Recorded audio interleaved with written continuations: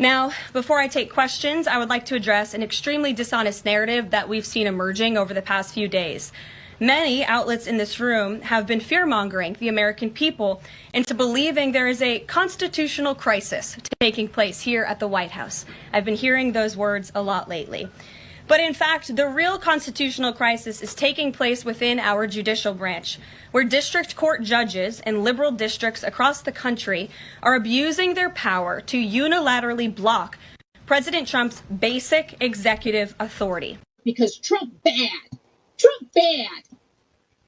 So can I ask you a question? What do you have? Go ahead. No, that's enough. Go ahead. Can I ask? But that wasn't my question. The problem is you don't write the truth. So, as far as I'm concerned, I want to go to the next Can I ask you a question about... No, not CNN, please. Go ahead. The White House has not responded to these allegations. I told you. CNN is fake news. Don't talk to me. Go ahead, please. But he says he was retaliated against, and that's why he was removed from his job. Do you have a response to that? Okay, next question. Mr. President, I have...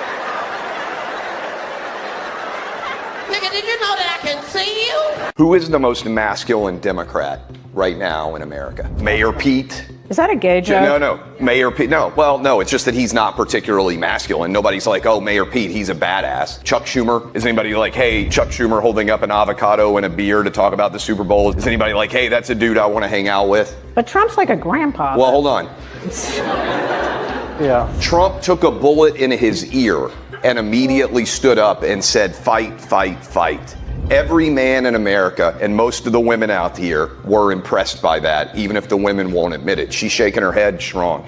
And second part of this, basically summing it up, Democrats for men are pussies and Republicans Democrats for men are pussies. There are no masculine men in the Democrat Party right now. I mean, we just want volunteers, not hostages. At this point, because, I also find it rich that all of the sudden the other side has some problem with successful businessmen being involved in politics whenever you guys are the party of George Soros, of Bill and Melinda Gates, of Sheryl Sandberg, of Mackenzie Bezos, of Taylor Swift, of so many other billionaires across the country, as well as every woke, weird pervert in Hollywood.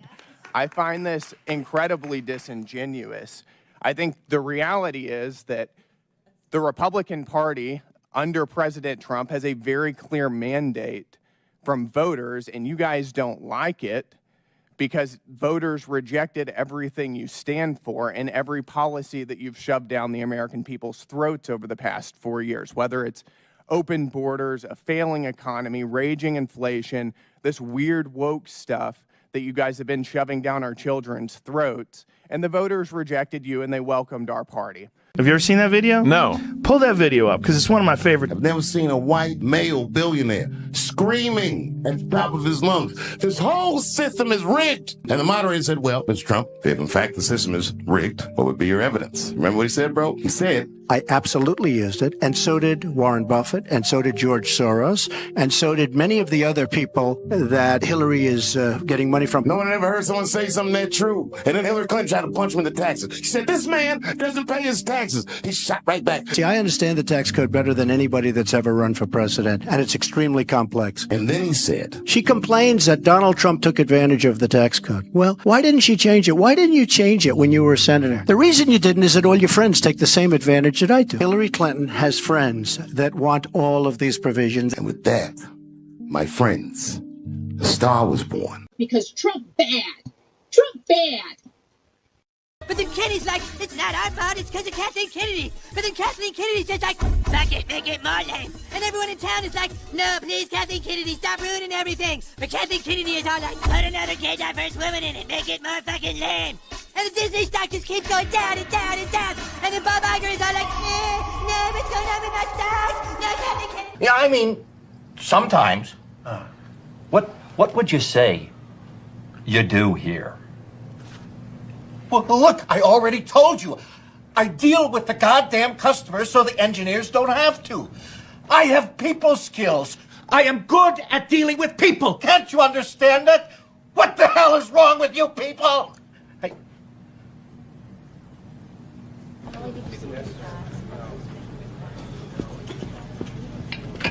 Ryan Ryan Mass just pulled the funniest troll move. He straight up corrected the evicted protesters like, yeah, PEPFAR funding was restored. Mr. Chairman, thank you for the opportunity to testify before this committee. My name is Max Primorak.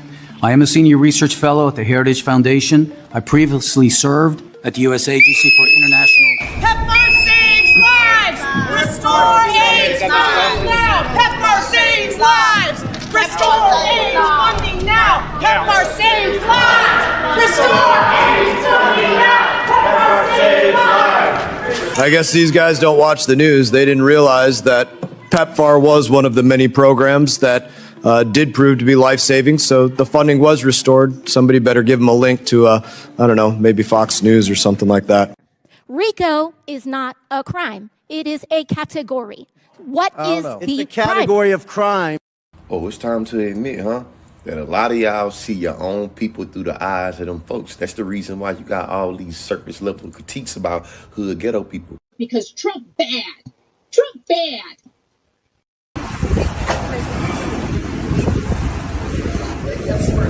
I do have respect. You need to have some. Wow.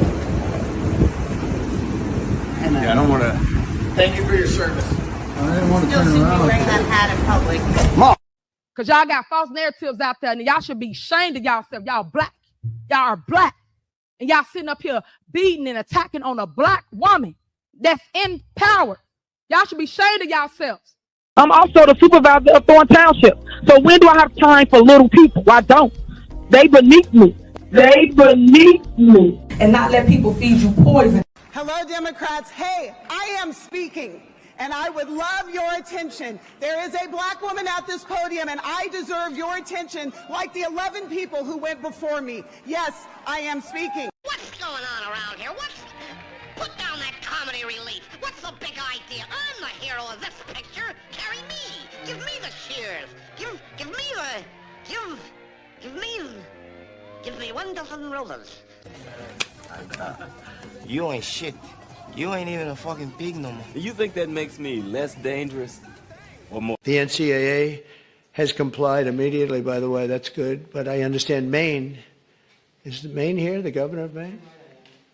Well, are you not going to comply with it? I'm complying with state and federal laws. We are the federal law. Well, you better do it. You better do it because you're not going to get any federal funding at all if you don't. And by the way, your population, even though it's somewhat liberal, although I did very well there, your population doesn't want men playing in women's sports. So you better comply because otherwise you're not getting any federal funding. See you in court. Every state, good. I'll see you in court. I look forward to that. That should be a real easy one. And enjoy your life after governor because I don't think you'll be in elected politics.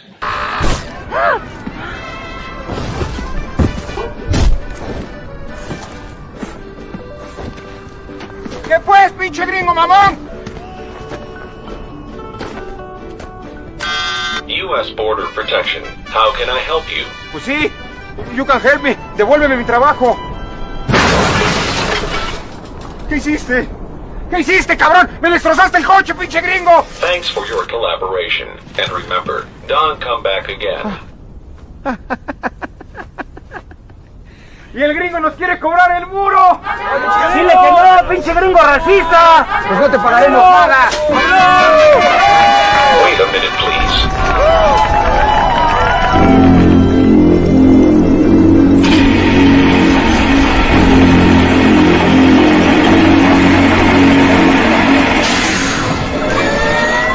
Señor Trump.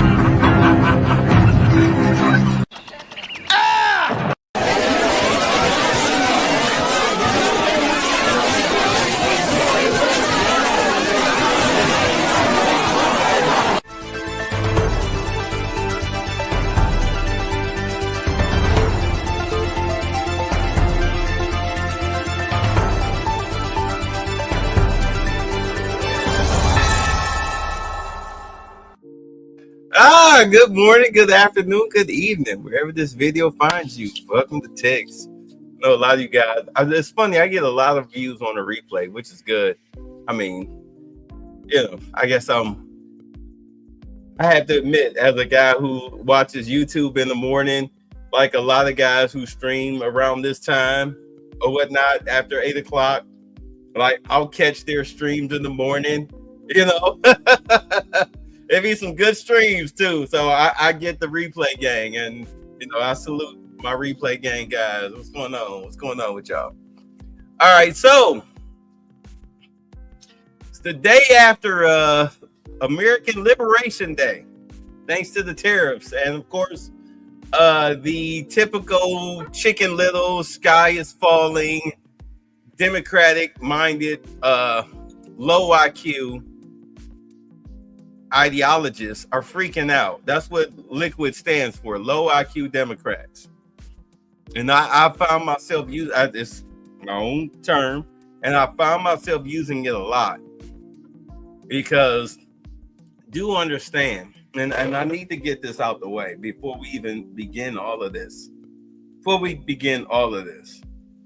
Okay. Low IQ Democratic thinking only has you thinking of the short term. Prime example, if somebody came to you and said, hey, look, I can pay you $20 at the end of the day for your shift. I need you Monday through Friday for the next month. Okay? 20 days. For the next 20 days, I can pay you $20 a day at the end of the day, Monday through Friday.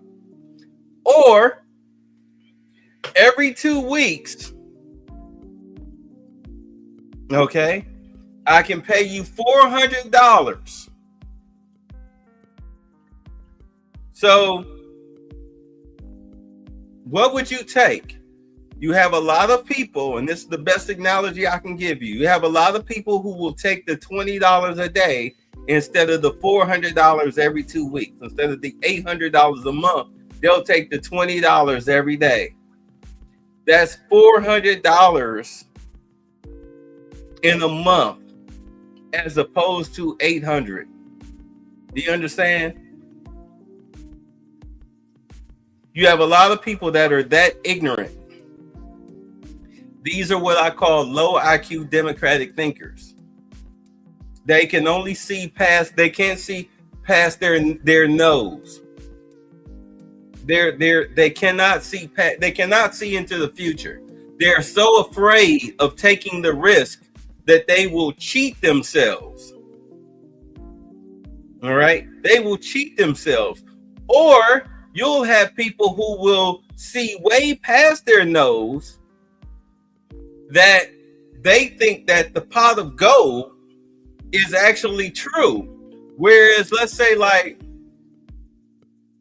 I said to you, hey, look, if you loan me $150 right now, at the end of the month, I'll give you $1,500. Well, and they'll say, well, okay, without even talking it out or thinking it through or formulating, let me hear your business plan. Keep in mind, these are the people who I say donate to Umar Johnson. Yes, hit the Cash App. Oh, well, not the Cash App anymore. Hit the PayPal, hit the PayPal, hit the PayPal, hit the PayPal. I'm trying to build this school. Not understanding that this man, ever since he got fired back in 2014, as a school counselor, he's never been a principal, he's been a school counselor. Since 2014, he's been living off of donations from Black people.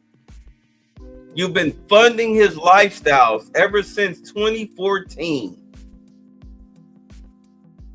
He is a horrible financial,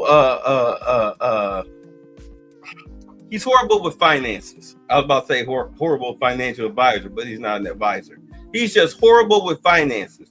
He bought some raggedy buildings that are no longer suitable for occupancy for school, especially for children, because of the location. Now the prisons.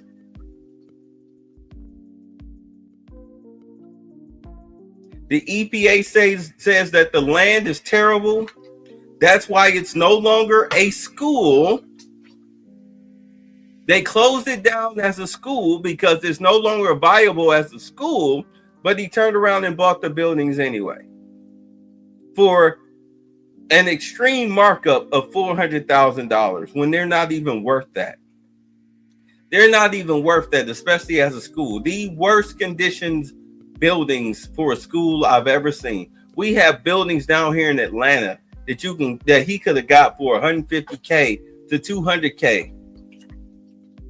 $200K or less that were appropriate for schools, especially for what he called himself trying to open up on the interim basis where you're just dealing with 2-3 grades. Could have did that. Could have did that. You're dealing with those type of thinkers as black people, short-term thinkers. I will never understand, or maybe I do understand, but understand something as far as the black male pathology, as far as his ideology. Okay. You were raised by your mother for the most part. For those of us who were raised in single mother homes, whether your father was involved or not, do understand that you spent, for those of you who didn't live with your father, the majority of the time you lived with your mother. So therefore, the majority of the education that you got as far as visual, psychological, came from your mother. And your mother had a prostitute's mentality, whether she was selling the coochie on the block or not. She had a prostitute's mentality, because understand that women do not build, create, or operate a goddamn thing. Like nothing. Absolutely nothing. Are there a few exceptions? Yes, but those women weren't your mother.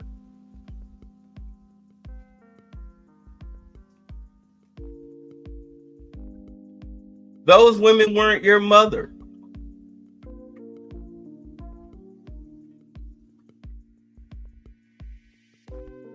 You're talking about the weakest sex here. So therefore, they have to use cunning and guile. It's funny because if you've ever seen Cosmic Slop, with the first episode was the Space Traders.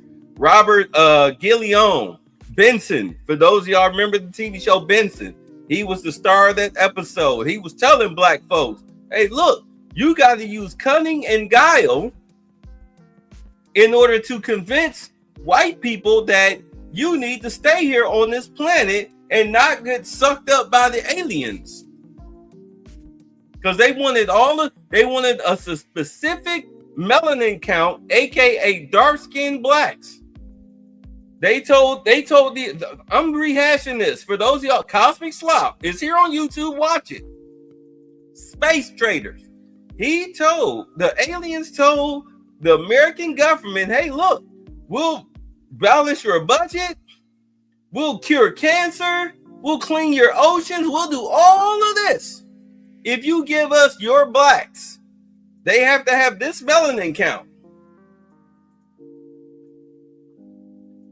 And the funny thing about it was that in the end, as the white guy told Robert Guillaume, in the end, with the soldiers with the guns, he was like, dude, you already knew it was over the second they said it. Like, I don't even know why you went ahead calling yourself trying to fight to save black folks. Like, you already knew you already knew what the play was.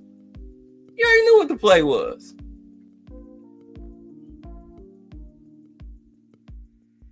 We don't care what they do with you.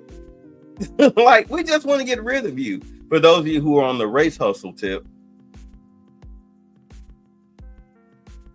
But Robert Guillaume was trying to tell them, you need to use cunning and guile in order to try to convince white folks that don't like you that they need you.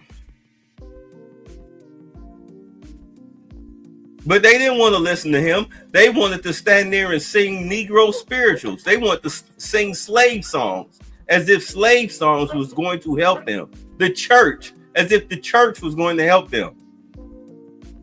Do understand, Robert Gilliam, he went to the businesses, like businesses that black people spent the most money on, which was alcohol, tobacco, firearms, clothing, all right, music industry. He went to those 5 companies. Hey, look, y'all need to rally and speak against this because, you know, you're talking about the majority of your customer base disappearing. And they agreed. They agreed. Like, yeah, like blacks make up 56% of our business. We lose them, we're going belly up. Like, yeah. But he went to the black church, his own people, and they just, well, we'll leave it in God's hands. He's like, God, dude, excuse me. Aliens have come to Earth. What God are you calling yourself trying to rely on to save you? Well, he doesn't know what he's talking about. We shall overcome. At the end of the day, everybody with their one suitcase getting sucked up into the spaceships. I mean, I'm just trying to tell you, the media is letting you know how it plays out. Excuse me. What's the latest media that came out trying to let y'all know how it would play out for you? Get Out, Birth of a Nation. You know, for those of y'all on, you know, the racist tip, you wonder how it's going to play out for you. I'm telling you right now, this whole tariff thing, how it's going to play out for you, stop listening to Democratic white folks. Stop listening to them. Stop listening to your mama. To hell what she got to say. Her day is coming, by the way. Her day is coming, by the way. Wait till summer gets here. Wait till June gets here. Wait until they start auditing the states. Your mama's day is coming. Your baby mama's day is coming, which I find so contradictorily ridiculous. How you black men, you guys will text me all day long about how much black chicks this, black chicks that, and chicks is a substitute for the B word.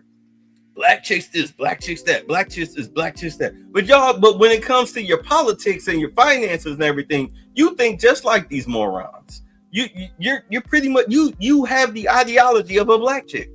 You have the ideology of your mama, your prostitute mama, who sits there and wants somebody else to take care of her. Do you understand me? Your mama is a hoe. I don't care if she's your mama is a hoe. Because she owns nothing. She produces nothing. She builds nothing. She creates nothing. She has nothing. Everything that she has was given to her by a man. For the majority. If it wasn't for men, would she have what she has? No, she wouldn't. But y'all have that same ideology. You want the government to give you something instead of you going out and earning it. Right now, this whole situation with the tariffs, yes, I'm getting into it. This whole situation with the tariffs is you. This is, as Kevin Samuels, you know, the guy who dick y'all love to suck on the internet, even post death.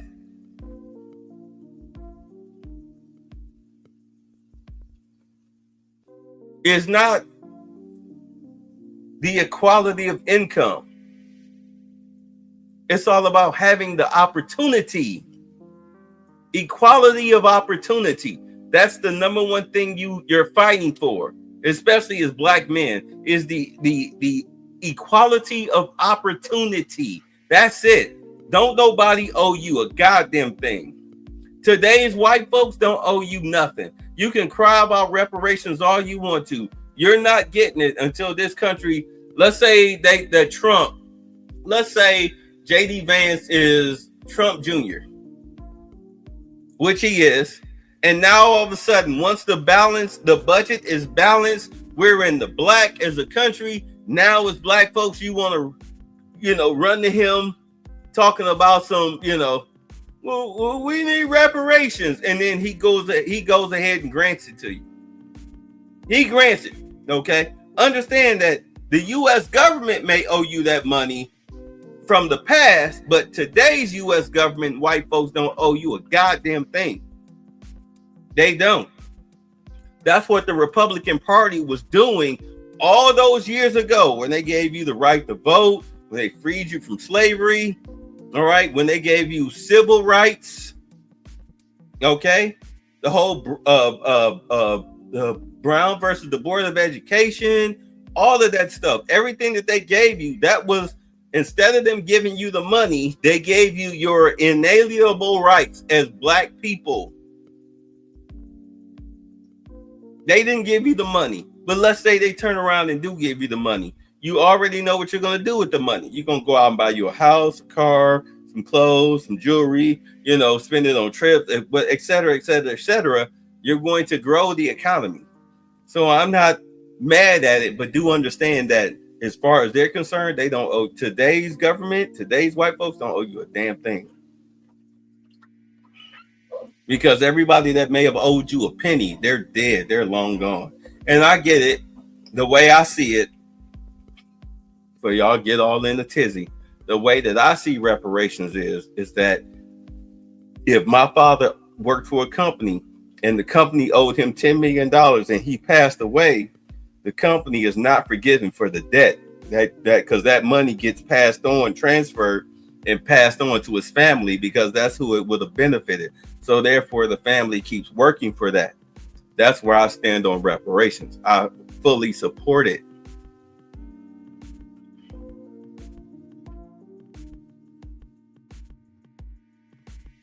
I fully support it. My position is, as I stand right now, because I was trying to make a point, is that for somebody that's always crying about reparations, the whole situation that happened yesterday with tariffs and everything, this is literally your financial liberation day. Yesterday was your financial liberation day. There are thousands of companies that are dumping their businesses here in the United States because they don't want to pay the tariffs. And they're like hiring at minimum 10,000 people. What's up, Snowman? For those special promo, me and Snowman, we're going to do the first round draft show the last Thursday of the month. That's going to be interesting, so we'll have fun with that. But instead of taking up the low IQ Democratic white people's ideology on the tariffs, you need to start thinking as an independent black man with no friends, and understand that with a lot of these manufacturing jobs that are coming in, hiring at the very least of numbers, 10,000 employees per company. You need to find out where these companies are, who's coming in, what they're hiring for, because understand that a warehouse job is unskilled labor. You got your CDLs, you need to start, dust off that resume and start sending it in. You're in the construction field, dust off that resume, start sending it in, especially if you own a construction company, even if it's just pouring concrete. Send it in, do the bid, try to get the job, because Trump is making these companies build from scratch. There is no refurbishing old factories and old office spaces. Nope. You want to come into this country to avoid tariffs, you build from scratch. That being your white collar office jobs and your warehouses, your distribution centers, whatever. You build it from scratch. That's beautiful. Do you know how much money is pouring into this country as far as jobs are concerned? And I get it. The stock market is taking a hit. I checked my stocks today. I'm solid. I mean, I'm under right now. The only stocks that are really doing me any good is my L.IQ.D and crap, I can't remember the other ones, but those are the ones that deal with the artificial girlfriend apps. My 3 artificial girlfriend apps that I've subscribed to, that I bought the well, not subscribed, but bought the stocks to. Those 3 are doing fine. Everything else is kind of nosediving, but I'm not worried. Give it 30 days. I know those stocks they're gonna start skyrocketing, because I went by everything that your boy Trump was talking about, the companies that he was promoting, because they have government contracts. I'm not worried. If you saw the past 2 Sunday shows where I dealt with money in my Patreon, if you're not subscribed, then I don't know what to freaking tell you. Just ask me in the comment section. I'll drop the link. But the stocks are there. The money is coming. A lot of people who make money when stocks drop, oh my God, they're making a killing. They're making a killing. They're making a killing. You're talking about multimillionaires are popping up every freaking hour because the stock market is dropping, because they make their money betting on the drops. But the drops won't last long. Watch, within a month, you're going to see a lot of these stocks like just start skyrocketing, especially those that are American-born companies. Matter of fact, did y'all hear what Ford is doing? Ford is offering employee discounts to people who come in to buy a Ford car, except for certain cars, but their regular cars, you get the employee discount. You're saving like anywhere between like $5,000 to $6,000 on a car, on a Ford. Ford is about to make a killing selling cars that, they built at like maybe $6,000. They're selling them for like 10. Brand new spanking 2024, 2025 models. They selling them at employee prices, 10 grand, 8 grand, 9 grand. They selling them at the cheap, brand spanking new models. Because they know that you buy the car from they sell the car to the bank, to the dealership. They pay a certain price, you pay a certain price. The car is sold, it's off the lot. They don't worry about your monthly payment. You miss your monthly payment, that's not the Ford manufacturer's problem. That's a you and the bank's problem. That's why it's stupid to key a Tesla. Like, these cars already paid for, especially those that are already on the lot. Elon Musk, Tesla's already got their money. They sold the car to the freaking to the dealership. What do you think that they? How stupid are you to think that Tesla is selling the car on they selling the cars on consignment? Are you stupid? Are you really that stupid? The cars are already bought by the dealership. It's up to the dealership to move the cars, not Tesla. They've already moved the car. Once it leaves the factory lot, it's bought and paid for. You people are morons.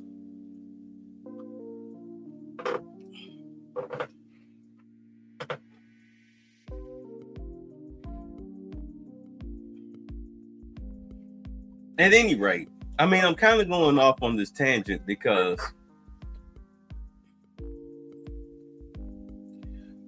what really bothers me, I have to be honest, what really bothers me is the amount of black people who sit up here and claim that white people are evil and all of this goofy stuff.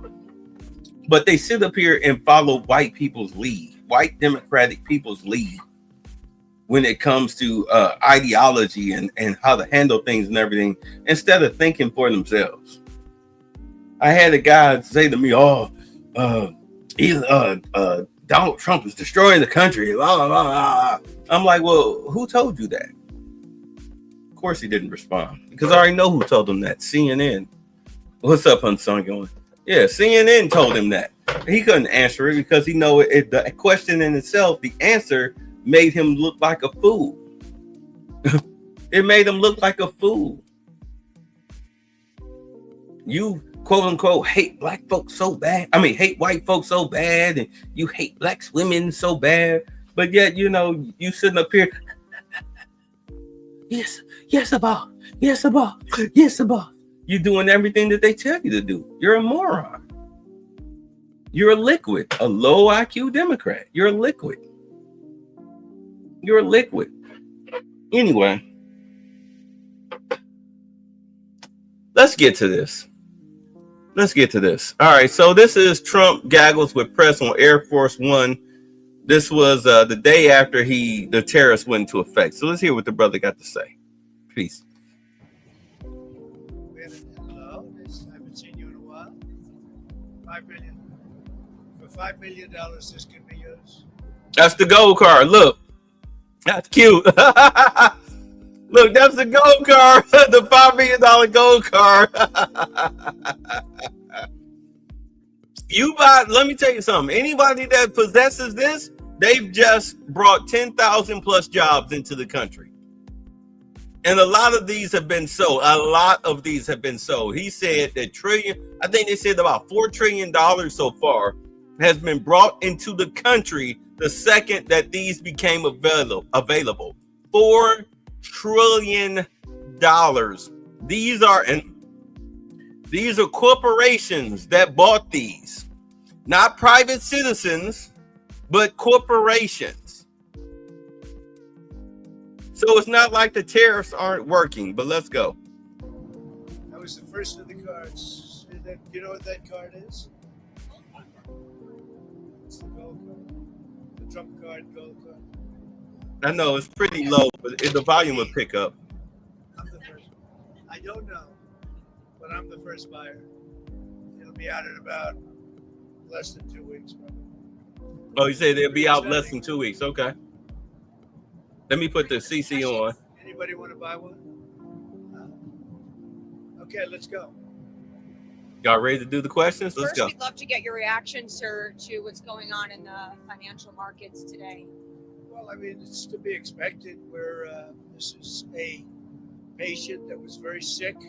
We really inherited a terrible economy, as you know, with a lot of problems, including loss of manufacturing and plants closed up all over the country. You know, we've lost 90,000 plants since NAFTA, if you think of that.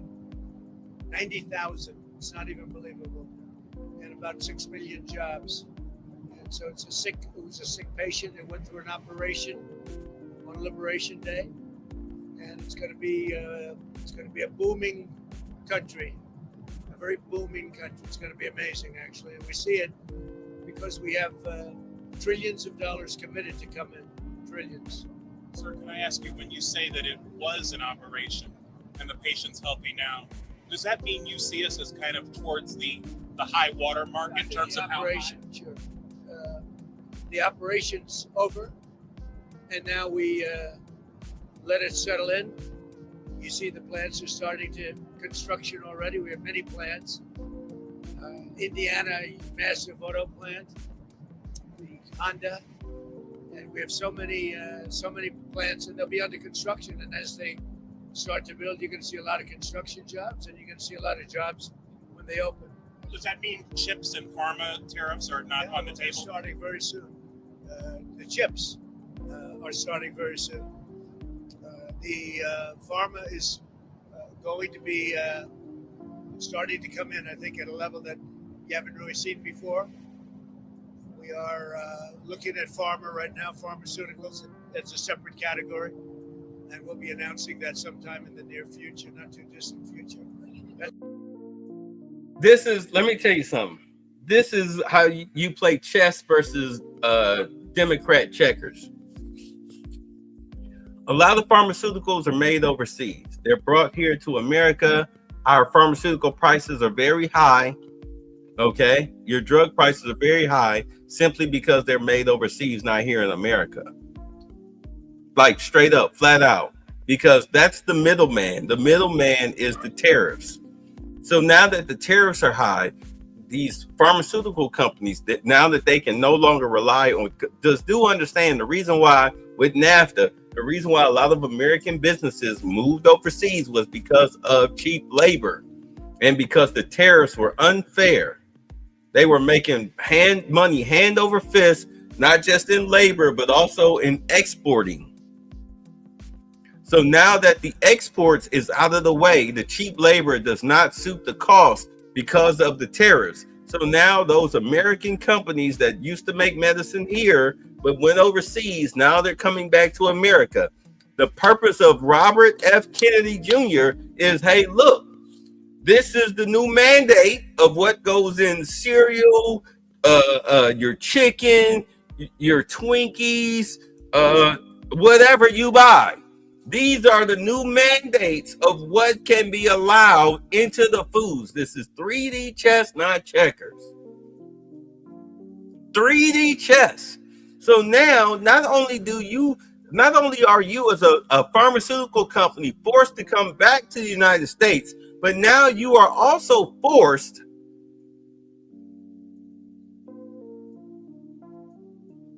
by the greatest consumer nation in the world, because this is the greatest capitalist society in the history of the world. Now you are forced to adhere to their regulations if you want to stay in business. Do you understand? This is how Robert F. Kennedy, through Trump, through the tariffs, have trumped, pun intended, what goes into your cereal, your milk, your cookies, your Twinkies, your diabetic medication, all of that stuff. They got outflanked. Do you understand? Outflanked. This is why it's very important that you listen to the source of the information and then use your common fucking sense to dissect exactly what you're hearing to be able to look forward to see exactly how this is all going to play out. True, I do not know the dynamic circumference of a freaking pyramid. I could give a shit less. It's not going to pay my rent next month. But knowing what's coming down the pike is going to pay my rent next month if I had to depend on it. This is the play. This is the play. It's a power play. You wanted government? You wanted money taken out of government? This is how you take the money out of government. You mandate things flat out. The whole purpose of Doge, take the money out of government to where you no longer have a bureaucracy, but where you have an actual democracy in a republic. Because that's what the United States is. It's a republic. Constitutional republic with the democratic undertones. Because it's a capitalistic society. But this is how you get the money out of politics. And this is how you get small government that works for you, not for the bureaucrats. You don't tell us what to do. We tell you what to do. This is what we voted for, and God damn it, we're happy. That's the slogan. Although I voted Jill Stein, I already knew Trump was going to win. I already knew he was going to do all of this. He literally ran on this. If you actually listen to his campaign speeches and not just the excerpts from CNN and MSNBC and them goofy chicks on The View. We watch the press conferences. We watch the interviews like we're doing now. We're getting it straight from the horse's mouth. We're not going by somebody's biased opinion. Even Jibber Jabber, one of my longtime listeners, I don't agree with everything you say, but I understand where you're coming from. And that's fine. Nobody agrees with nobody 100%. I don't even agree with myself 100% of the time. There are times I do things, I'll be like, damn, that was freaking stupid. Why the hell did I do that? I'm my worst enemy. Because we're all human. We're not flawless. But the beauty of it is that your track record, my track record is hitting at least a 90% on the lowest. On the lowest.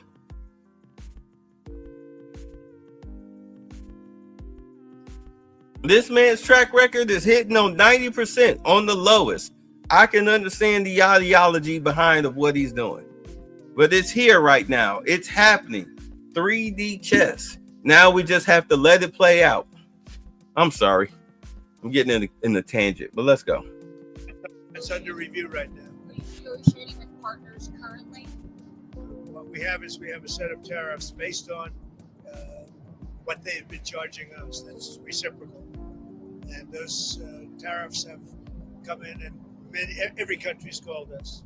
That's the beauty of what we do. What you say voted Jill Stein a complete liberal, but is rooting for an anti-constitutionalist? You can't make this up. Well, where's the anti-constitution?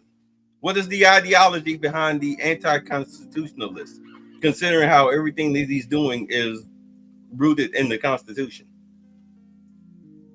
What has he done that is anti-constitutional? Let's hear it.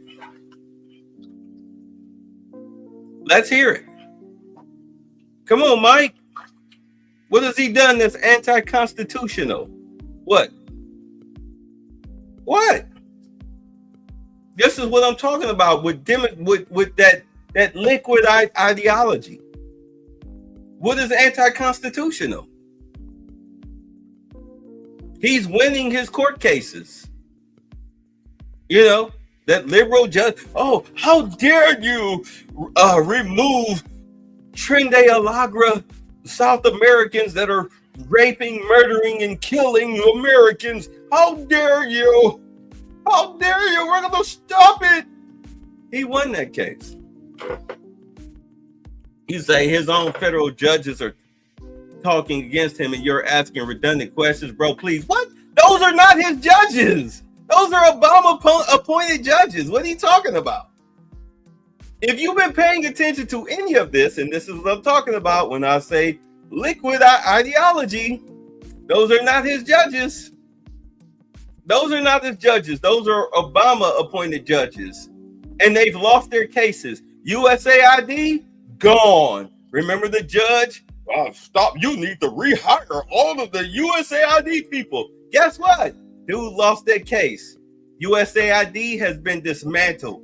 The judge that wants to keep rapists, drug dealing, criminal, freaking South Americans in the country. Guess what? He just lost that case.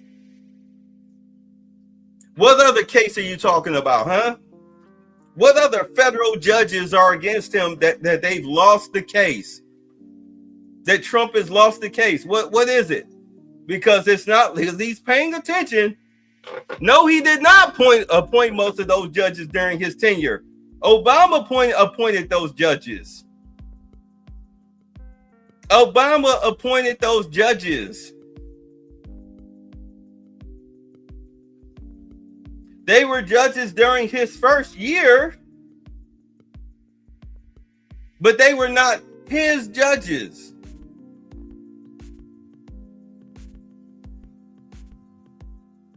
But what cases?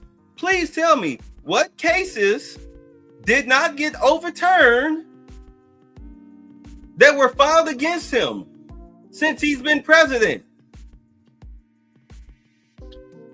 You know, since he's violating the Constitution.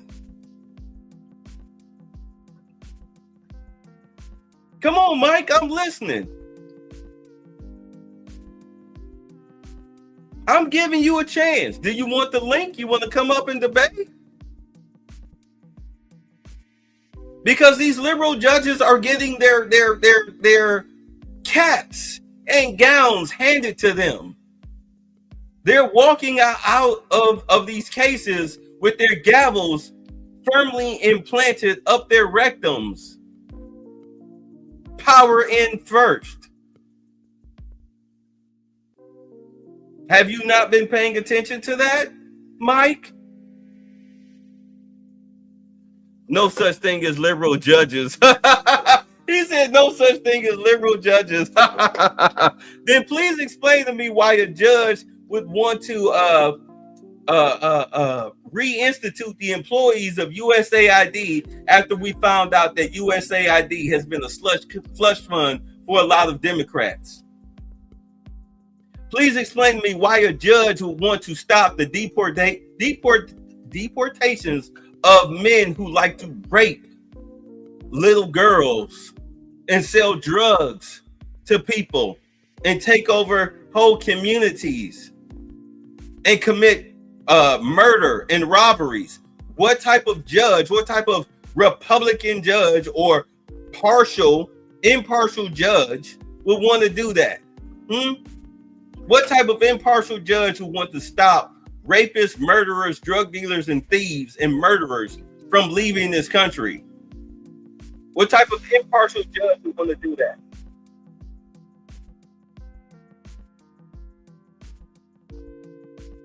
I'm waiting. I'm listening for the answer. I'm not sure when you got into politics, but it must be the last 10 weeks. Oh my God, he is so new here. Why don't you answer my question though? What type of judge wants to keep rapists, murderers, drug dealers, and thieves in the country who are illegal citizens? What type of judge wants to do that? What type of judge wants to do that? What type of judge wants to continually employ people who are committing fraud against the U.S. government?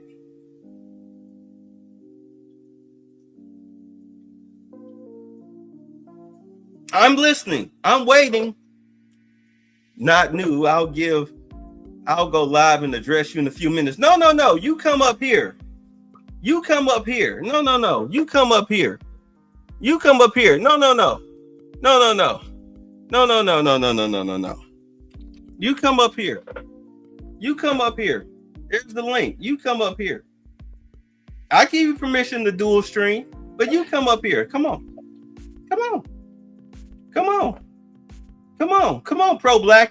pro blackity black.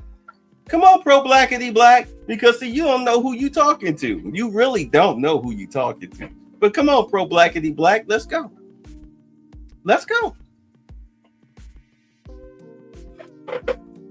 You don't command anything around here with two people watching. Cut it out. Actually, there are more than two people watching, but come on.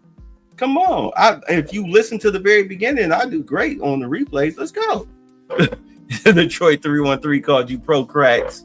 Come on. You so smart. Come on. Come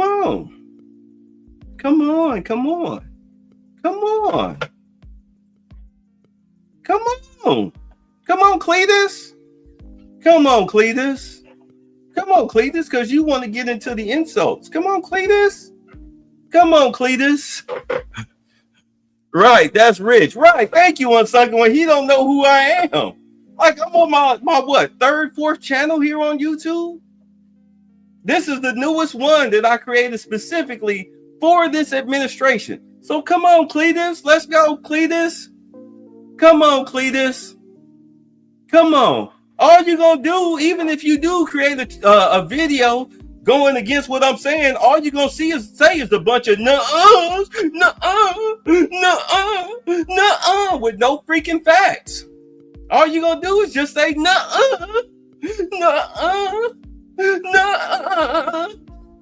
I've been at this since what? For over 40 years.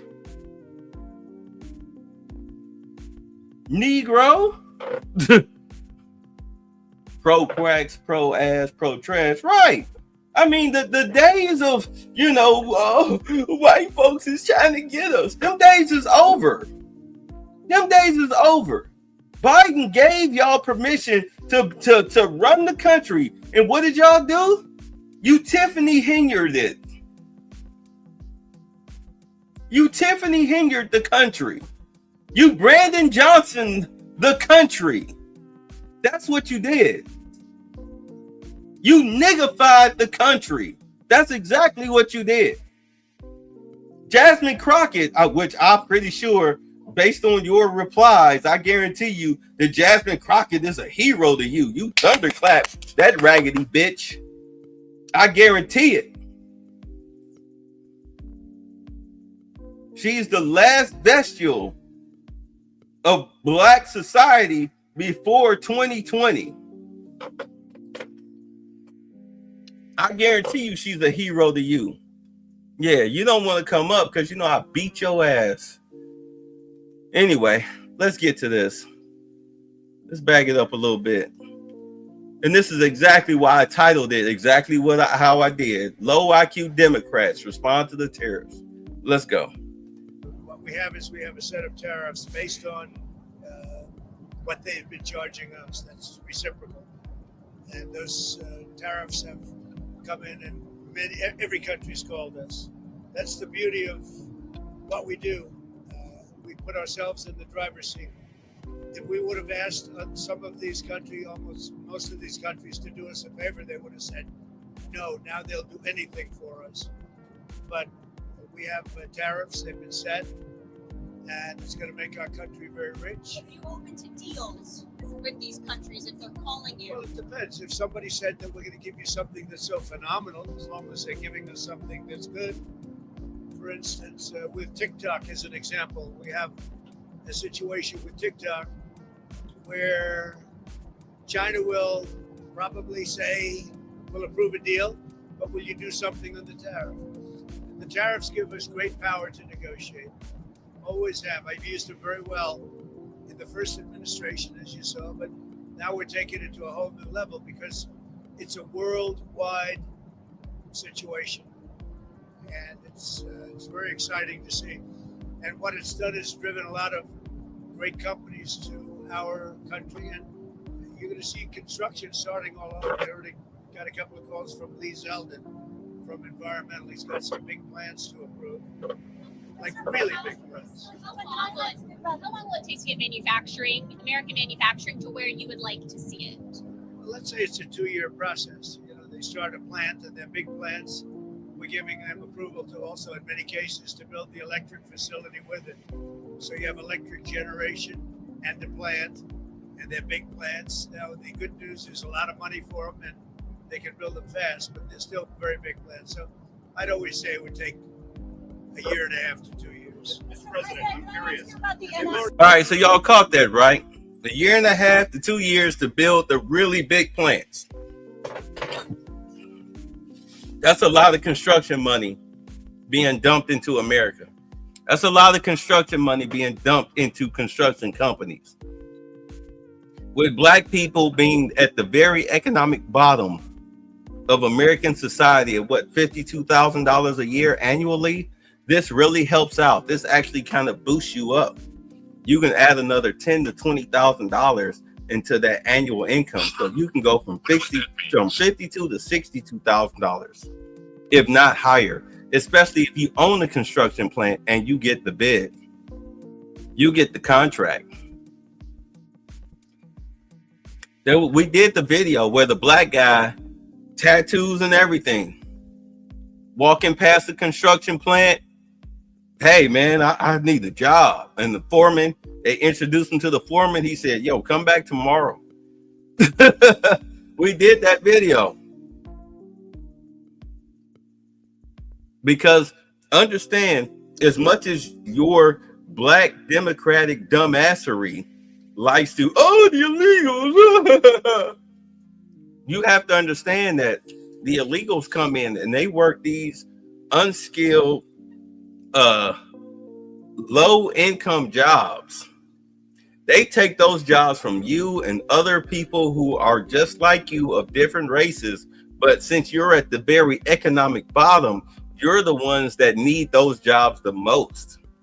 So the illegals will come in, and instead of them getting $30 an hour to work this construction job, they'll do it at maybe $10 to $15 or even $20 an hour, because they're using stolen social security numbers in order to work those jobs. Do you understand? Because you have to have their social security number for tax purposes.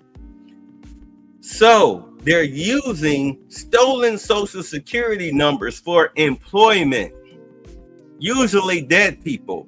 This is why Elon Musk through Doge was saying, hey, look, people that are over 120 years old, we are 100% nixing those social security numbers. They are no longer usable.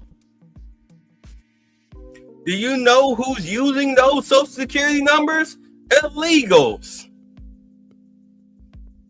So these people are going to be forced to self-deport because they're no longer going to be able to get paid working any type of job in the United States. Their social security number is flagged. People who are getting money off of those social security numbers who don't belong here will no longer be getting any money. They're going to self-deport because you're not going to be able to turn around and buy a new social security number from a dead person or of a dead person. Those numbers are now nixed. And then they're going to work backwards from those under 120 years old and find out proof of life. They're going to send out proof of life forms, be it to nursing homes, etc. You're going to have to prove that this is you.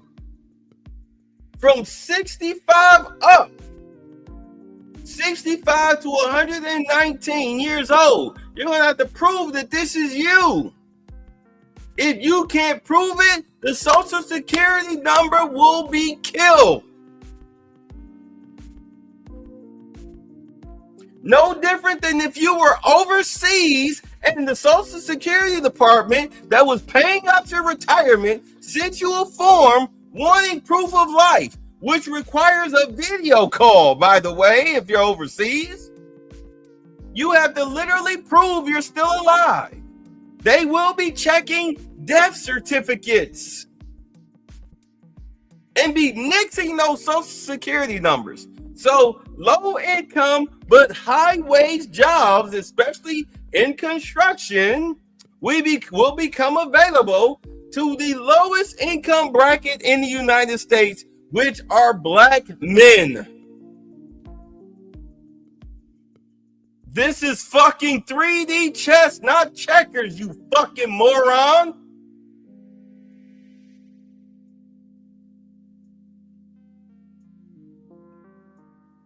Y'all don't get it. Such dumb Negroes.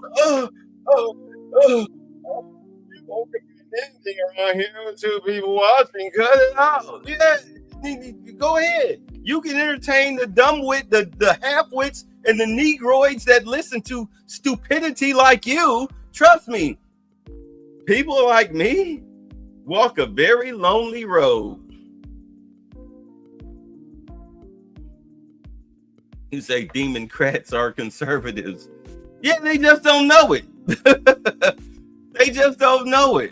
But it's the brainwashed blackity blacks, pro-blackity blacks that don't get it. Because they was raised with a mama's mentality, though, that welfare/prostitute mentality, where they think somebody owed them something. CNN, MSNBC and The View, ABC, NBC, they watch them lettered alphabet stations. I don't even watch Fox. Is this Fox News that I'm playing from? Look, I'll show you exactly who I'm playing from. The White House. I want to hear it from the horse's mouth.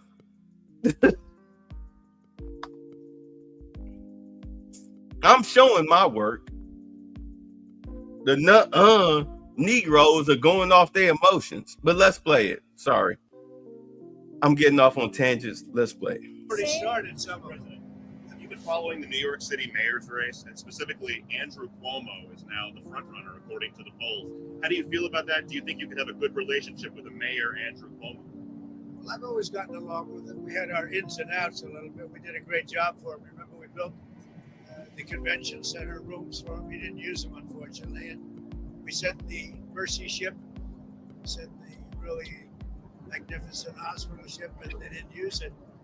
But we always had a pretty good relationship. You going to make an endorsement in that race? It's not something I'm thinking about yet. Is he thinking about running? Yeah. Russia, Ukraine. There's a Russian envoy in town for some meetings. Can you give us an update on how that's going? We do. We have an envoy from Russia. We're talking about it. We'd like to see that stop as soon as possible because thousands of people are being killed a week. Soldiers, mostly soldiers, and Ukrainian soldiers and Russian soldiers. And you're losing 2,000, 3,000 sometimes a week. So I meant to speak on this whole Ukrainian situation. Europe has not been successful in dealing with President. It's been a mess, yeah. I think I will be successful. It's been a mess because the EU has gotten involved. We know that Zelensky, like a moron, would run into the EU thinking that the EU could give him the money in weapons that the US is giving him, and the EU was like, well, who do you think we're getting our money and weapons from? Like, we're getting it from the US. So what do you think we can do? We can't do anything except maybe, gather some forces to put some troops on the ground. But as far as like weapons and stuff, our stuff is outdated. Well, we can give you some troops. It's like, dude, I don't need troops. I need money that I can. My wife, she needs a new Lamborghini. They're like, well, we don't know what to tell you. And Putin already know what the deal is because Zelensky doesn't want to give up the land that Russia has already confiscated through their invasion of Ukraine. Zelensky wants that land back. And Russia's like, no, you're not getting none of this back. So he wants to call himself, quote unquote, fighting for that land, which is, of course, a losing battle. So it's like, what do we do here? And in all honesty, what needs to happen is that Trump, as the United States president, needs to go back and sit down with Putin and Zelensky. In all honesty, they need the three of them need to be together in one room. The three of them need to be together in one room. They've already made an attempt. Zelensky, Ukraine has already made an attempt on Putin's life. It failed. But the three of them need to get together in one room and hammer it out. But that'll never happen. And Zelensky doesn't want to give up anything because, he wants the money. He wants to forever stay in power. But the thing about it is that the U.S., Russia, and the EU, well, the U.S. is already tired. They've already cut him off. Russia is already tired of this war. They're starting to use missiles now. And the EU does not have the money or the weaponry to protect Ukraine or call themselves trying to seize back the land that Russia has already taken. So the bottom line is that Zelensky is the problem. And as Lewis, Red Pill Sleeper Cell, he said he'd give it 3 months before Zelensky is out of the picture. So far, we're closing in on the first. How long has it been since Zelensky left the White House? It's been close to a month, right? Or has it been a month? Yeah, so, he got 60 days. The clock is ticking. And Zelensky has been the common denominator as to why this peace deal has not happened. Do you understand? Zelensky is the problem. It's not Putin. It's not Trump. It's not the EU. It's Zelensky. Because the number one situation that Russia and America, the two top dogs, and then, of course, you have the EU, which is, the little puppy, like, let's beat up a cat. That old Warner Brothers cartoon with the big bulldog and the little dog. Yeah, the EU is the little dog. You get the scraps of what we give you when we carve up Ukraine as far as the mineral rights deal. I've been sitting up here. I got all of the freaking these are all of the minerals coming out of Ukraine. Ukraine is screwing up the money. Ukraine is screwing up the money.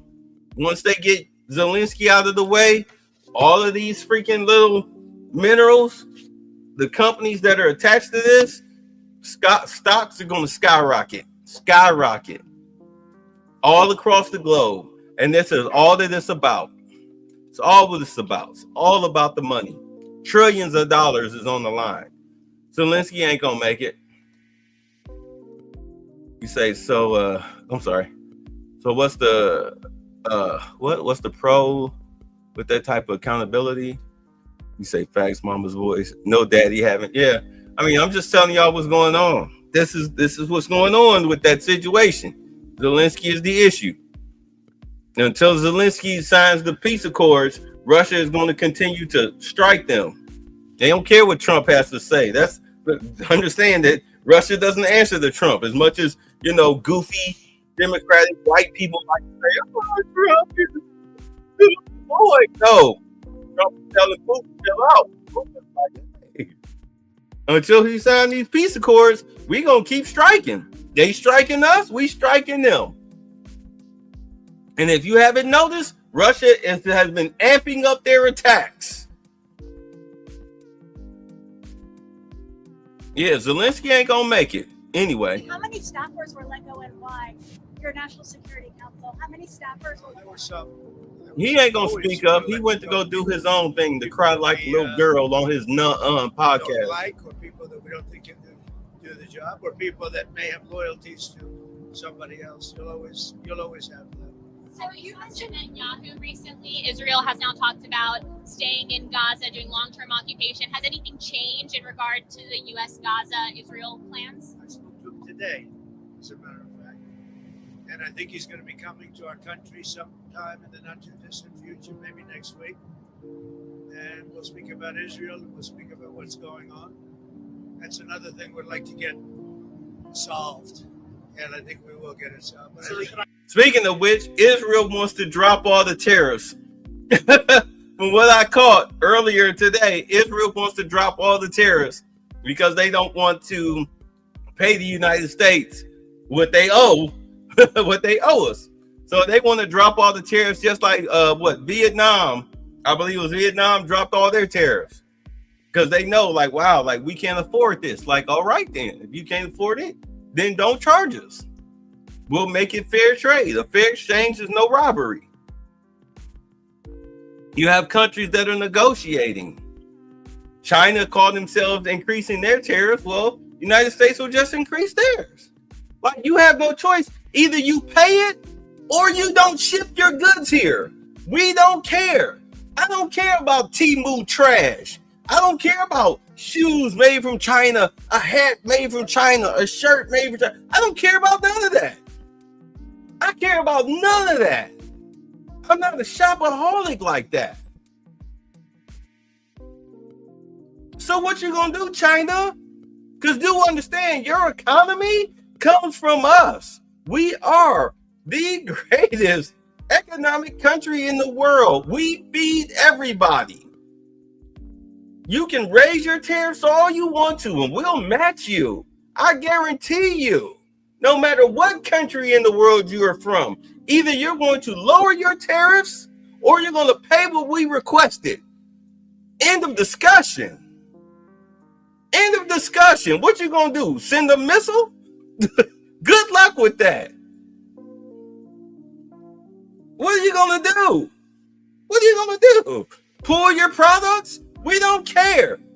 This is America. We bootleg more products than anybody in the world.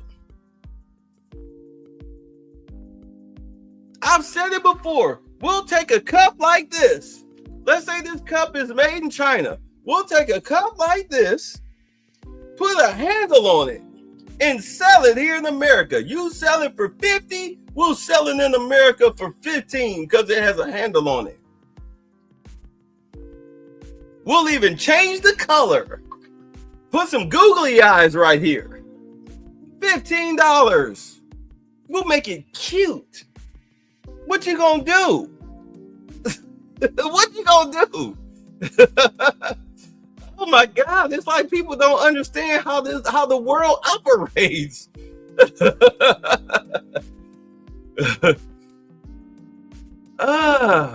My God!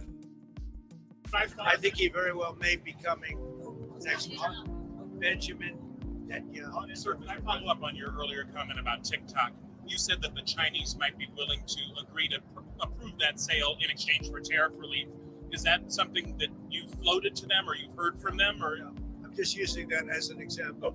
Let's say we had a problem with TikTok, and let's say China wasn't going to approve. We could use tariffs in order to get it approved. You know, you give them something in return. What's the update on the deal negotiations for We have TikTok? we're very close to a deal with a very good group of people for TikTok.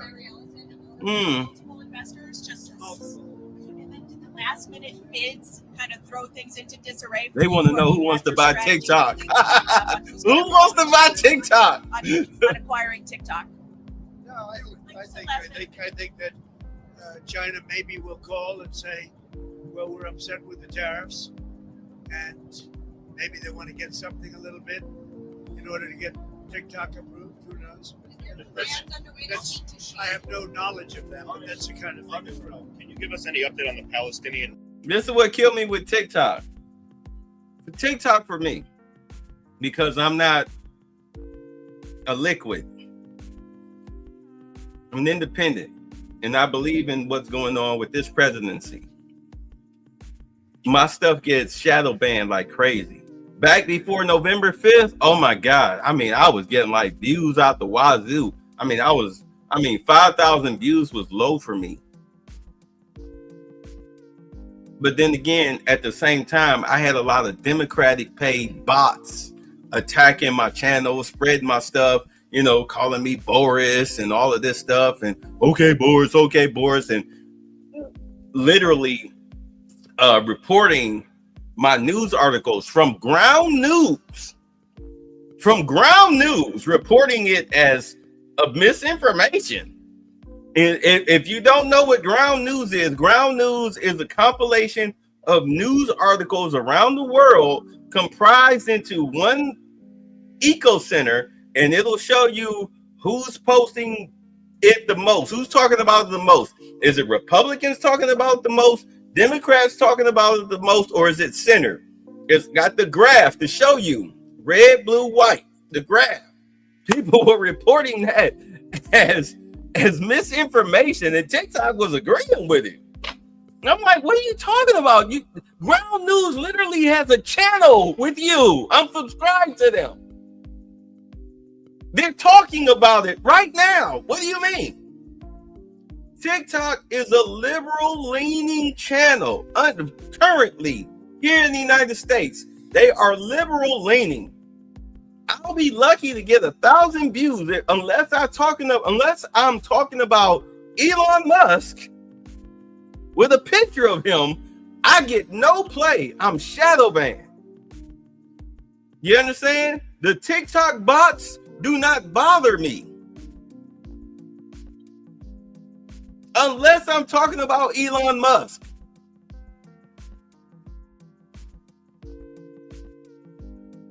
Yeah. So whoever buys TikTok, what will happen is they will cancel. They will kill off. This is why Elon Musk bought Twitter.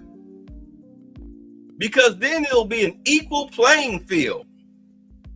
They'll no longer be left-leaning. These left-leaning bots that the Democratic Party pays for, because TikTok is really their last vesture of suppressing information that goes against their ideology. I dare you on TikTok to say that a biological man has no business in women's sports, and watch you get flagged for that. They'll take the post down and flag your channel. I dare you to do it. They're that left-leaning. That's the Democratic Party's last stronghold. So whoever buys TikTok, whoever the investor is, they have to be of a freedom of speech ideology. If not, it's going to be trash. It's going to be trash. I literally had a girl today call me a bullet bag on TikTok. I reported her post and they said, we don't see nothing wrong with here. We're wrong here. I'm sorry. This girl just made a terroristic threat.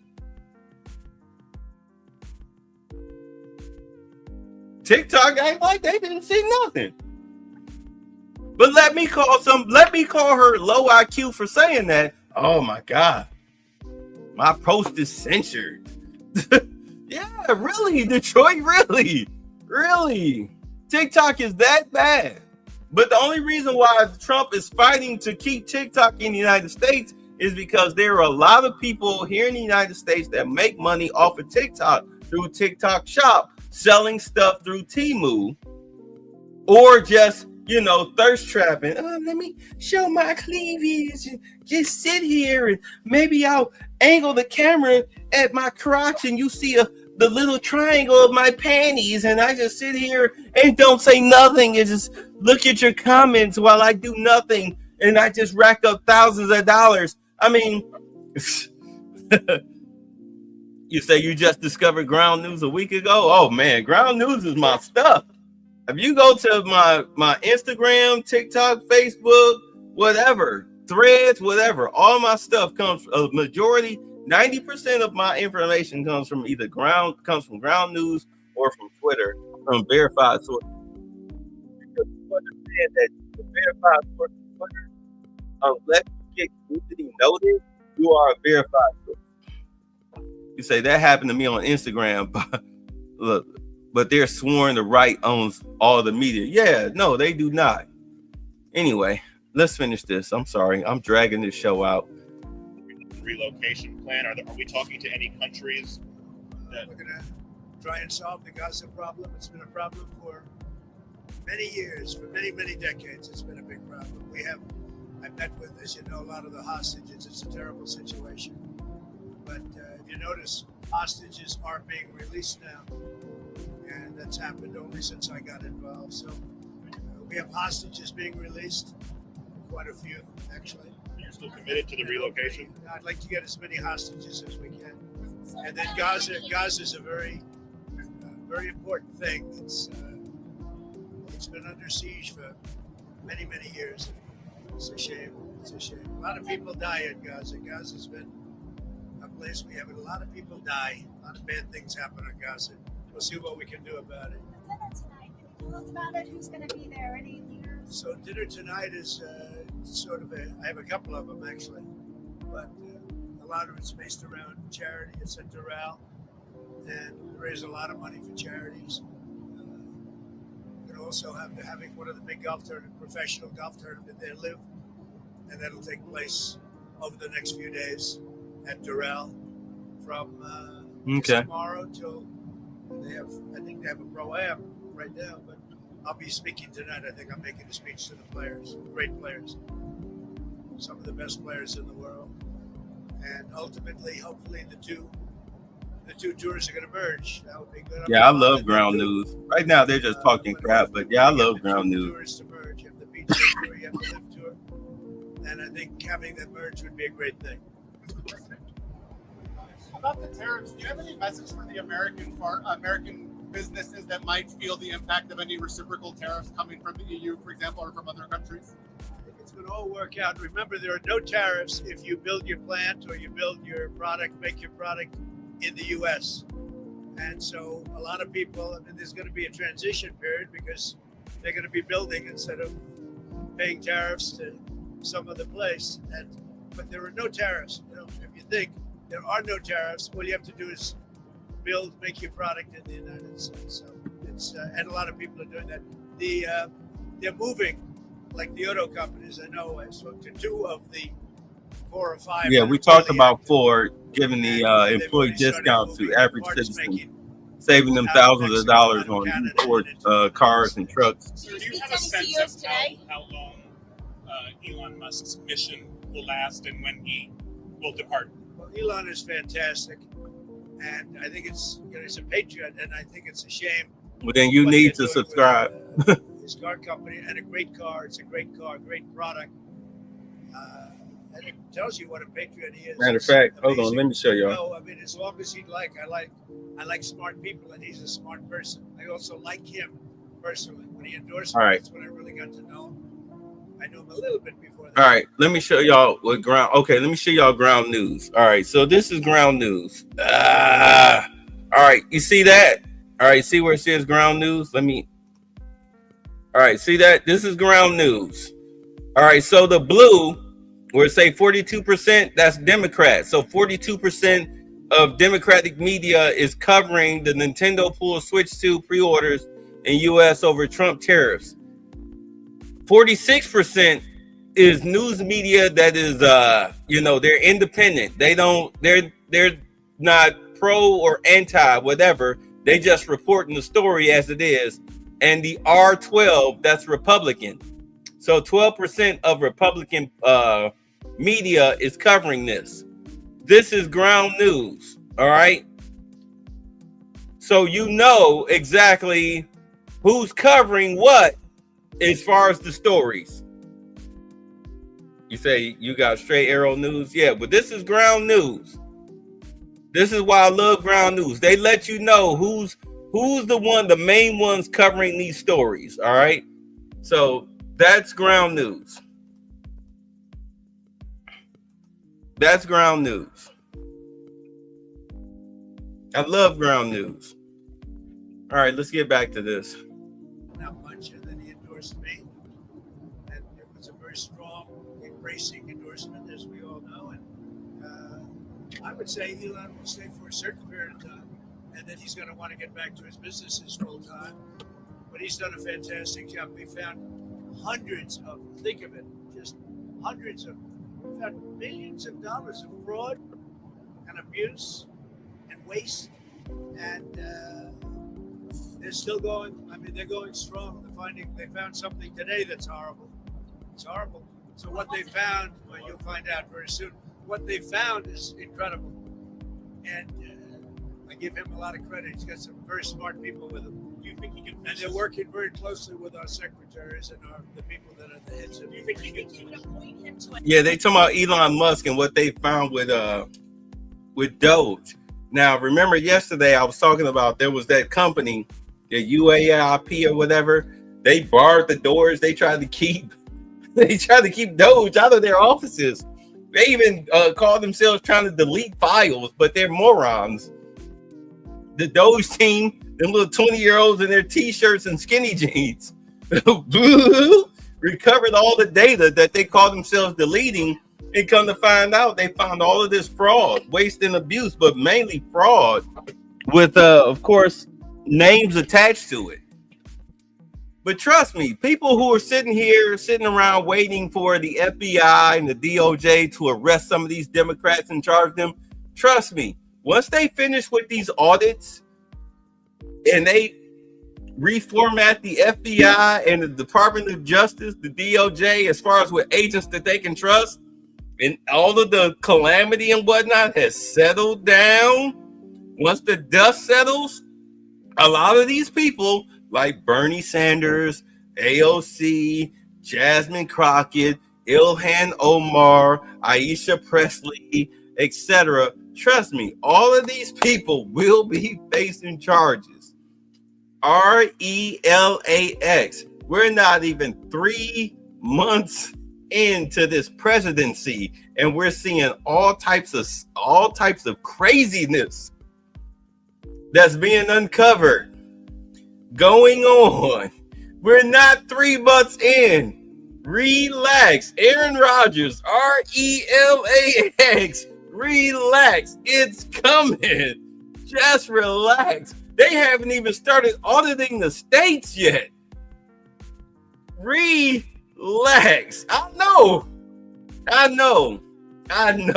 Because the whole the Epstein list, trust me, the list that they put out with all of the names blacked out, I've been having the real list. It's over in the corner. I've been having a real list since 17, 18? As far as who was involved, I got the real list. You think that Pam Bondi doesn't have the real list? They give y'all the little blacked out list in order to get everybody sweating. Look who's fled the country. Look who's making moves. Look at all of the moves a lot of these celebrities and politicians and whatnot are making. The excuses. I mean, you got people trying to make excuses, trying to set it so they can say, oh, this is racism. You've got people leaving the country. You've got celebrities laying low. Do you understand? It's a woo. You got a lot of them sitting tight because they know it's not their turn yet. But once USAID gets the federal government, once that budget is set, once they finish going through that, and then they start going through the states, start auditing the states, when they finish, I'm telling you now, listen to me. I've been claiming and crying for them to reform welfare for over 5, 6, 7 years. As much as y'all like to complain, bitch, and whine and moan about these black chicks, I'm telling you right now, as y'all daddy used to tell y'all, Kevin Samuels used to tell y'all, winter is coming. Winter is here. This year, winter is here. By the end of September, you're going to see these chicks out on the corner more so than ever before. He already set the precedent when he made it a rule where if you are paying child support for a year, you get to file the kid on your taxes, or if you haven't received any child support, you can file the kid on your taxes. That was just a blip. Wait until they start auditing the states and start going through the courts and welfare, Section 8, food stamps, etc. I'm telling you, that's going to come probably around mid to late June. Wait till they do that. By the end of September, when they finish doing that and get all of that set, that's when they're going to start going after these Democratic leaders that's been stealing taxpayer funds through all of these programs. I guarantee it, because by then, you'll already have agents on the ground doing what they have to do, charging these mayors and governors with theft of taxpayer funds, misappropriation of taxpayer funds. That's when all of that stuff is going to start rolling in. It's going to start at the local level, and then it's going to grow to the administrative as far as the congressional level. Watch. Just watch. Just watch. You say depends on the author of the story, maybe left-leaning news most, but straight arrow news is compared to ground news. Okay, that's fine. You say Doge actually has IPS means when they delete the files, this automatically goes to Doge. Right. So they was like, that's why Elon was like, y'all deleted the files, but we just brought it back up. What are you doing? You know this stuff comes right back to, this is digital. This is digital. Like, what are you doing? You say like Bill Clinton? You have to refresh me on that one. But anyway, let's get to this. I'm sorry. Another position once it's 130 days. I think Elon's great, but he also has a company to run, or a number of companies to run. You know, that he can do this, that he can find the time. He loves the country, that's why he does it. But we're in no rush. But there'll be a point at which time Elon's going to have to leave. Right, there's no rush. A specific date on when he's out. I would take a few months. Even when Elon leaves and goes back to being CEO, will Doge stick around in some kind of capacity? Yeah, it'll still Doge yourself. Yeah, at some point, just so you understand, I know we get it wrong. I want Elon to stay as long as possible. Number one, I like him. Number two, he's doing a great job.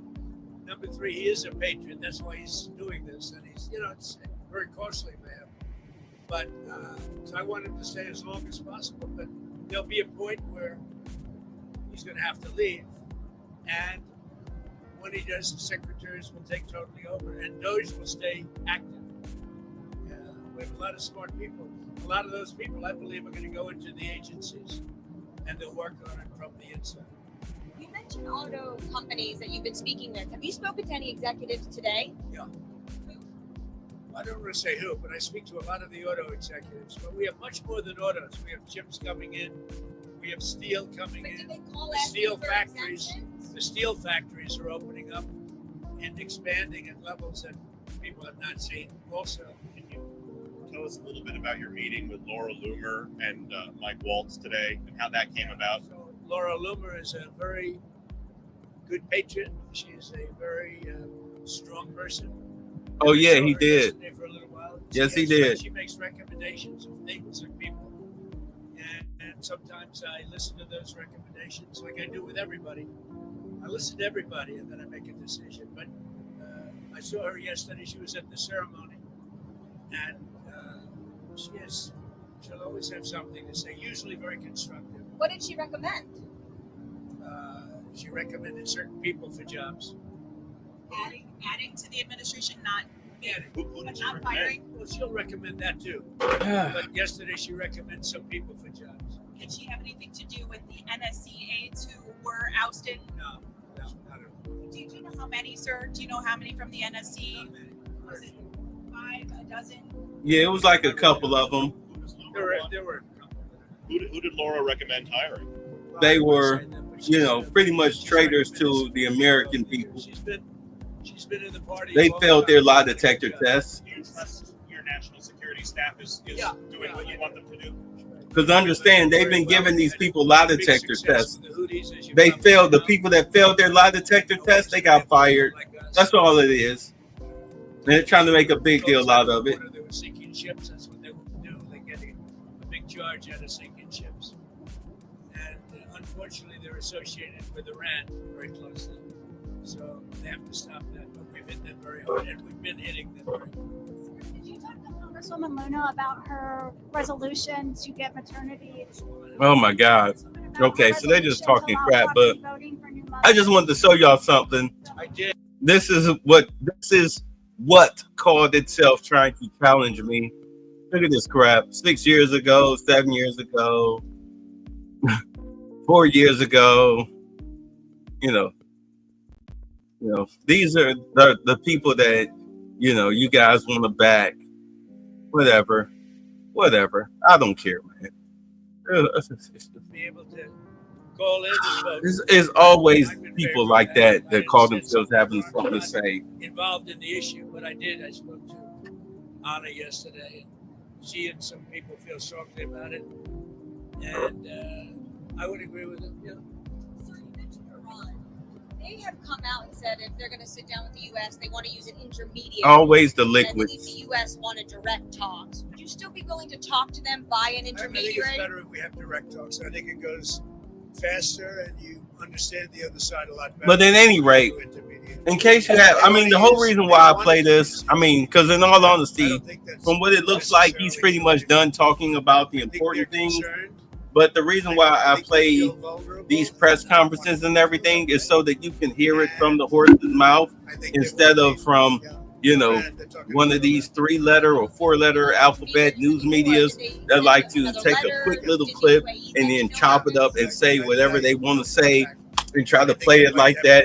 And then you as a 1 or 8 to 12 hour shift worker who might be listening to YouTube while you working or something like that.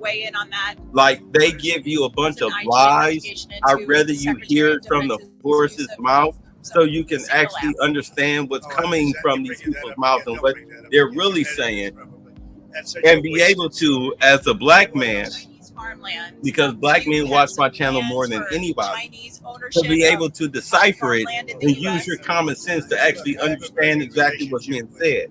But the biggest problem that I've experienced when it comes to catering to black men on a channel like this is that they still have their mama's mentality, that welfare mama's mentality in their brain.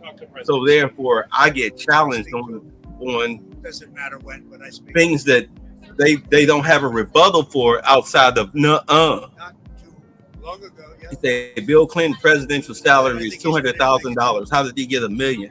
Through his NAFTA trade. I think a lot of progress. No, His NAFTA deal. He's ready to make a deal. And selling secrets to China. People forget that Bill Clinton, he didn't get impeached for about a blowjob. The media, through Bill Clinton, the Democratic Party, made it about a blowjob. But really, it was about him trading the debt for military secrets to China. That's how we got into the black. There's a lot of good conversation. You really think they gave a damn about Bill Clinton getting a blowjob from a fat, pudgy, goofy little intern in the White House? You know how many presidents got blowjobs from interns and secretaries of states or whatnot in the Oval Office? Dude, you sold military secrets. You traded military secrets with China, nuclear secrets with China in exchange for the debt. I think our markets are going to boom. Got to give it a little chance. But we're taking in jobs and we're taking in industry. But you had your media, on a daily basis, right? 6 o'clock, Mr. President, I'm here. You know what I'm saying?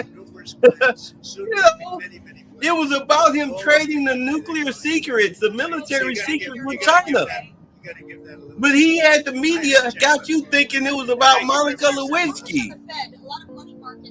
Why do you think Hillary Clinton was like, I don't give a damn if he got a blowjob from Monica Lewinsky? Are you kidding me? This dude got a black kid back in Arkansas. I don't give a damn. This is a marriage of politics. You say now they bitching about China. Yeah, you know why the Democrats are bitching about China? Because these tariffs cut off their money from China.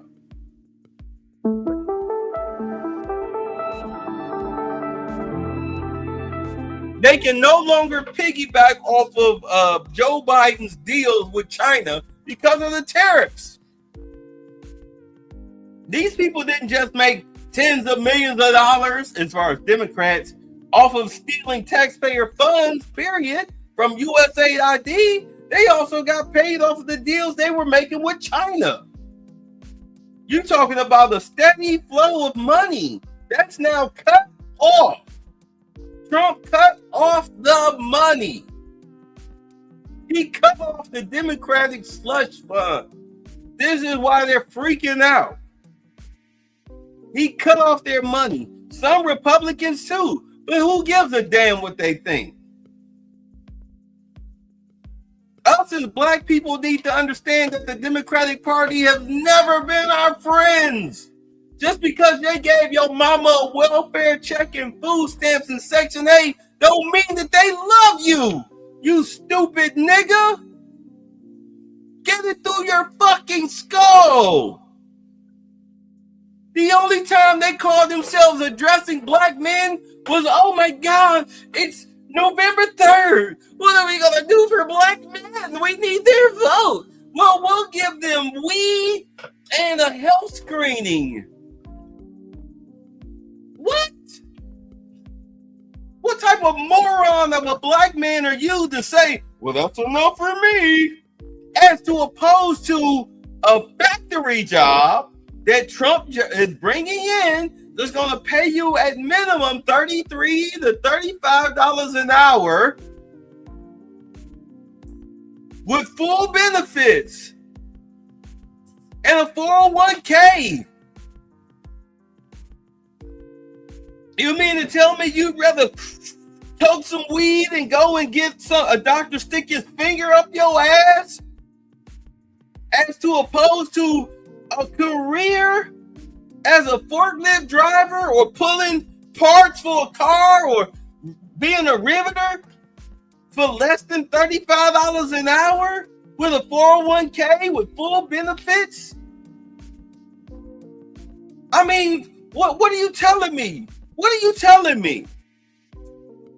What are you telling me? Please tell me what you're telling me. Huh? Huh? What are you telling me?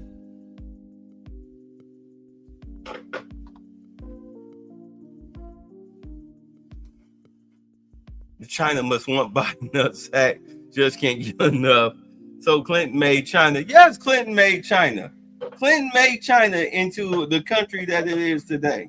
But do understand, this is what people don't understand, is that Clinton may have sold nuclear secrets to China, and when they had an underground base that were building nuclear weapons, do understand who runs HAARP, HAARP.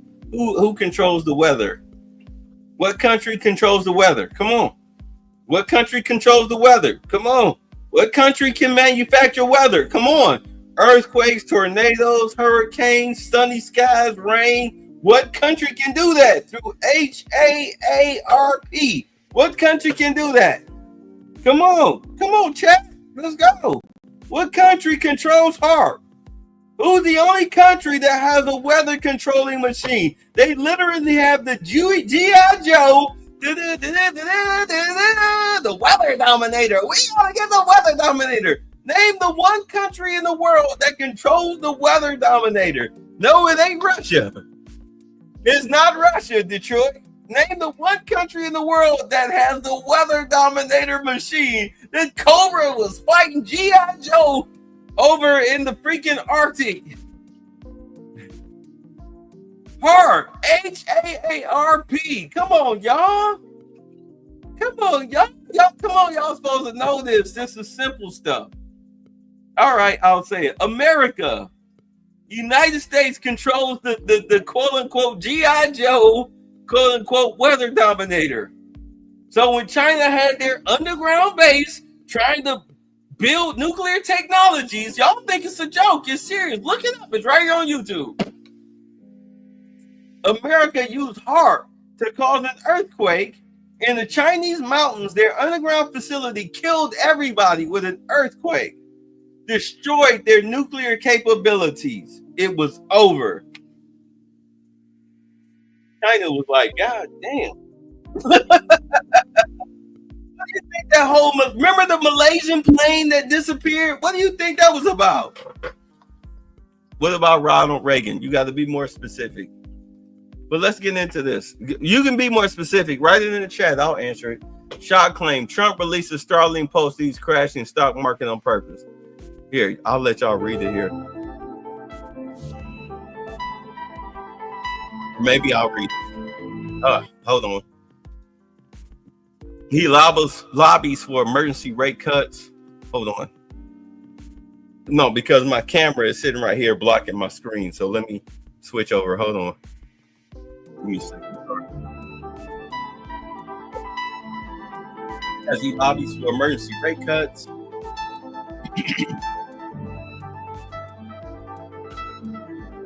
Hold on. The U.S. stock market is in the free fall after President Donald Trump announced all this uncomfortable tariffs. Something. And Trump is trying to crash the stock market on purpose. Hold on. I'm sorry. Let me drop this down. It's blocking what I'm reading. I'm sorry. All right. Purpose. At least according to a video he posted to social media Friday, riddled with inaccuracies. All right. Trump reposted a link on the True Social platform Friday morning to the long video which reopened. Trump is crashing the stock market this month, but he's doing it on purpose.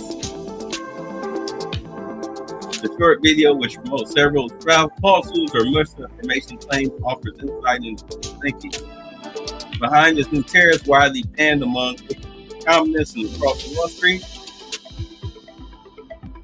leading a downright bloodbath in the market as the S&P 500 index cratered to 4.8% Thursday, the worst drop in nearly 5 years, followed by a nearly equal painful 4.2% loss Friday morning.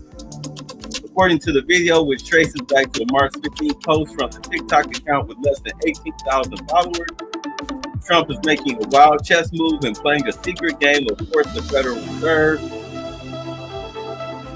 to lower interest rates and refinance the chunk of federal government $36 trillion in debt very inexplicably.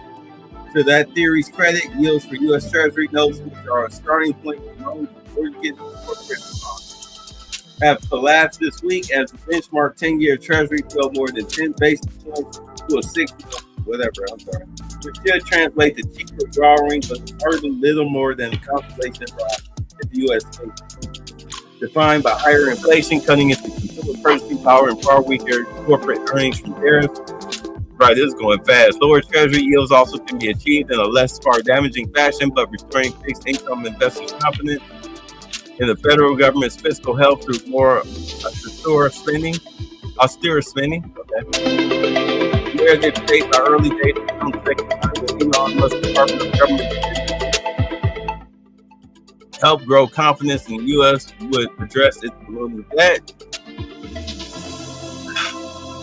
And the 10-year Treasury is still far from being at a historical cheap level, as it's sat below 3.6% as recently as September and below 3.5% from 2012 to 2021. Trump directly called for the Fed to lower the target federal funds rate on a Friday social media post, writing this would be a perfect time for Fed Chairman Jerome Powell to cut the interest rates. Trump has repeatedly demanded for the politically independent Fed to acquiesce to his demands for lower rates dating back to his first presidential term. Powell did not seem interested in meeting Trump's demands and prepared remarks Friday, observing while uncertainty remains elevated, it is now becoming clear that the tariff increases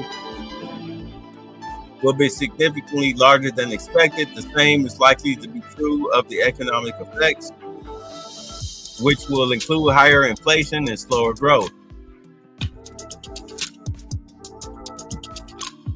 All right, so to get, you say the S&P 500 is down bad. Yes, it is. I saw it was down bad. I mean, it was down bad. Woo, it was down bad. You say, I feel sorry. Negroes lost 34% on S&P 500. Yes, they did. They took a bath. They're taking a bath right now on the S&P. I took a look today. I was like, ooh, like, oh my God, like, man, ooh, like they are getting a whooping. But here's the thing. You can make money when the stocks drop. You can make money on the shortage of stocks, because that's what people were trying to do on the Tesla stock. Except the thing is, when white people call themselves economically protesting, if you notice, the Tesla stock shot up because you had white people who were counter protesting the attempt to shorten the Tesla stock. You can make money off the shortening of stock. Stock goes two ways. You can make money two ways. You can make money off the shortening of a stock. You can also make money on the rising of a stock. I'm not trying to make money on the shortening. I'm trying to make money on the rising. Because if you're talking about making money off the shortening of stock, again, it's called a shortening for a reason. Because you make a short sale, you get your money, you good.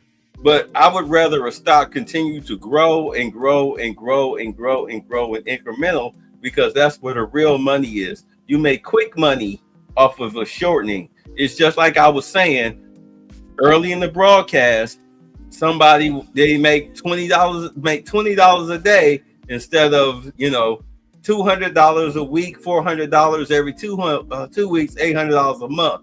They will short themselves to make $400 a month instead of $800 a month.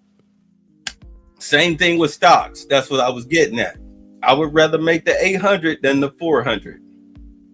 Okay? So I would say right now, for the next 30 days, for those of you who have stock options or are looking to buy stock, sit tight for 30 days. Sit tight for 30 days. Let it crash as low as it can get. And as soon as you start seeing it pop back up, once you start, this is why we watch the press conferences. They're going to tell you, Trump, the Secretary of Treasury, etc., all of these guys, especially Carolyn Leavitt, they're going to tell you where the money is going, what's going on, who's buying this, who's buying that, what companies are coming into the country. They're going to tell you flat out. Those are the companies whose stock you need to watch. They're literally telling you, they're literally giving you the cheat code when they do these press conferences, and you're not catching it. You're not catching it.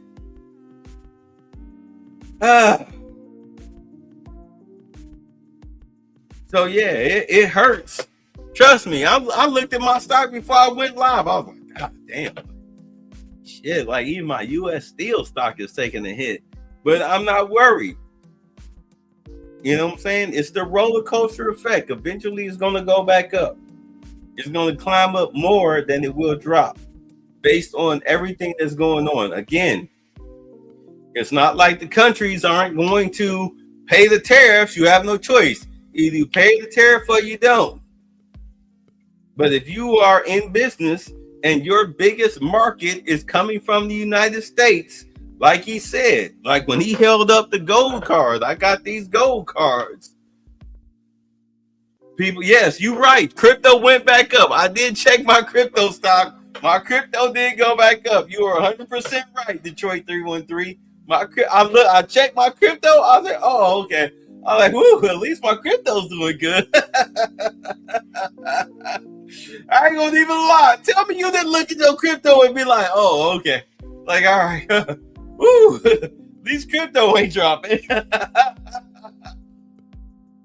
But the other stocks, you like, God damn, you, oh, Elizabeth, I'm gonna enjoy you, honey. But as you know, within 30 days, with the companies that's coming in, that's buying the gold card tickets, you know that these companies that I've talked about in my Patreon, in my money shows, these are the companies that have government contracts that they're saying, hey, look, you come here, you use Apple products, you build with U.S. Steel. They have the contracts.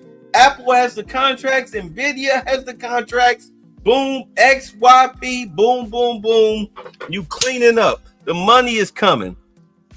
You say XRP breaks out, but yeah, it's went up to like most of crypto. Yeah, exactly. Thank you. You paying attention. Thank you. I'm glad somebody's paying attention instead of going, no, I'm a liquid. Thank you. Let's get on to the next video.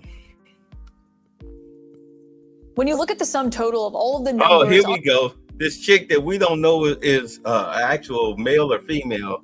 This is a true they them, but man, she got sun. Let's peek this out. On the chart that the president brought out in the Rose Garden earlier, the United States is about to have the highest tariff rates in the world. I sat down with the Treasury Secretary Scott Bessent about all of that and more at the White House earlier.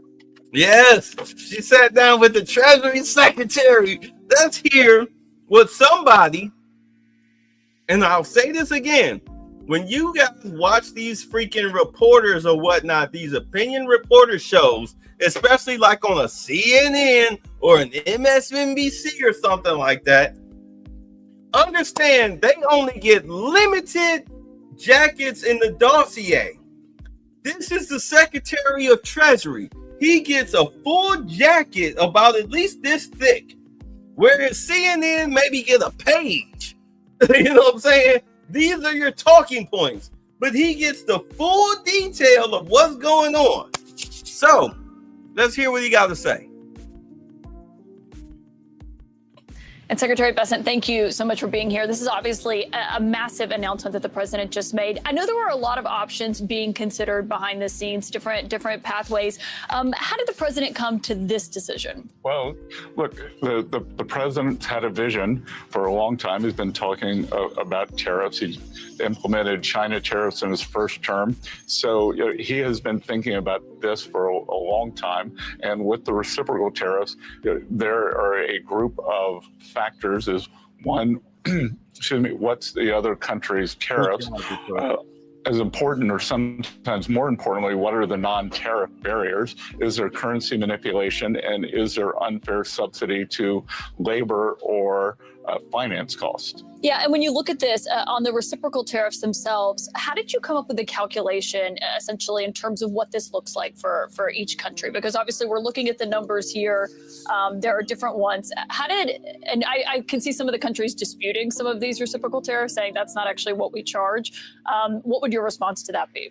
Well, I can tell you USTR has the volumes of data, and they've been doing it a long time. So, and all this will probably be challenged in court. And I think that USTR in Trump's first administration won over 4,000 lawsuits. So I think the data is very robust. So you expect that if there are any legal challenges that the administration would be successful on that front? I think the data is very robust, and it's going to be difficult to challenge. And as we're looking at this, for on China, for example, some of the nations, there's a baseline 10% tariff, and there's a reciprocal tariff. China has this 34% tariff. There were already 20% tariffs in place on China. So is that 34% on top of that, meaning it's a 54% reciprocal tariff on China? I believe it is. Okay, and so when you look at that on the reciprocal tariffs, as these are going to an effect, I imagine some of these countries are going to call and try to negotiate this. Is that an option for these countries over the next few days, or what is the White House's mindset on that? Well, I think the mindset is let's just see where we are, and then we'll see how President Trump feels about all this. Okay, so it's essentially up to President Trump if he's in the mood to negotiate with some of these countries. Well, I mean, it's not the mood. It's the how are we seeing things? I think the real thing is going to be, and that he's going to gauge the tariff level by, it won't be necessarily the calls from the leaders, it's going to be the calls from industry saying, okay, how can we get these off? And he's going to say, you can get it off, bring your factory to the US. Yeah, and obviously. Right, just like with Vietnam decided to drop all their tariffs against the United States. So Trump said, okay, well, I'll drop all my tariffs against you. It's reciprocal. It's reciprocal. Define it. Google the word reciprocal. With the cars, all foreign-made cars imports are getting a 25% tariff starting at midnight. If half the cars coming into the United States are foreign-made, that's hard to turn around overnight, as you know. So what would you say to people in the auto industry who are worried about that timeline and how quickly that could shift? Buy American. And what about American-made cars and produced cars that are being made using foreign-made parts? Well, I believe the USMCA is exempt. Yeah, those that are compliant with this, obviously Yes. Canada and Mexico are not on here. A lot of these are our closest allies, South Korea, Japan. Who cares? When you look at those countries and the tariffs that they're being charged, if they're calling, what would you say to those nations who may have concerns about how to lower these numbers? Well, I would say they've been doing it to us for a long time. Right? And if they don't like tariffs, then why do they have them? And should we view these as permanent? It's no different than having your brother live in your house, but he's sleeping on your couch in the basement, but he ain't paying no rent. But he go in your refrigerator whenever he want to. He wear your clothes whenever he want to, and like a simp, like a true simp, S-I-M-P, you don't charge this dude no rent. Suddenly now it's time to start charging this dude rent and locking your bedroom door. That's pretty much what's going on. But I think we're going to wait and see how this plays out. And if countries retaliate, which some have said that they would, some have said they wanted to wait and see, what is the White House's response going to be to those countries? Well, Caitlin, one of the messages that I'd like to get out tonight is everybody sit back, take a deep breath. Don't immediately retaliate. Let's see where this goes, because if you retaliate, that's how we get escalation. And then it becomes a full-fledged trade war, in your view?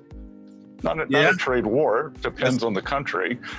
Remember that the history of trade is we are the deficit country. The deficit country has an advantage. They are the surplus countries. The surplus countries traditionally always lose any kind of a trade escalation. So I did, as a student of economic history or a professor of economic history, I divide against it. So you're essentially saying that they should not retaliate. I would say that doing anything rash would be unwise. And on the 10% of all imports across the board, that's that baseline on all countries. You've said before that tariffs should be used strategically. What is the strategy in that? What is the ultimate end game for that? No, I've said that that's one use of the tariffs. Go back all the way to Alexander Hamilton. Alexander Hamilton used them to raise revenue. He used them to protect industry. And President Trump has added the third leg of the stool, which is strategic.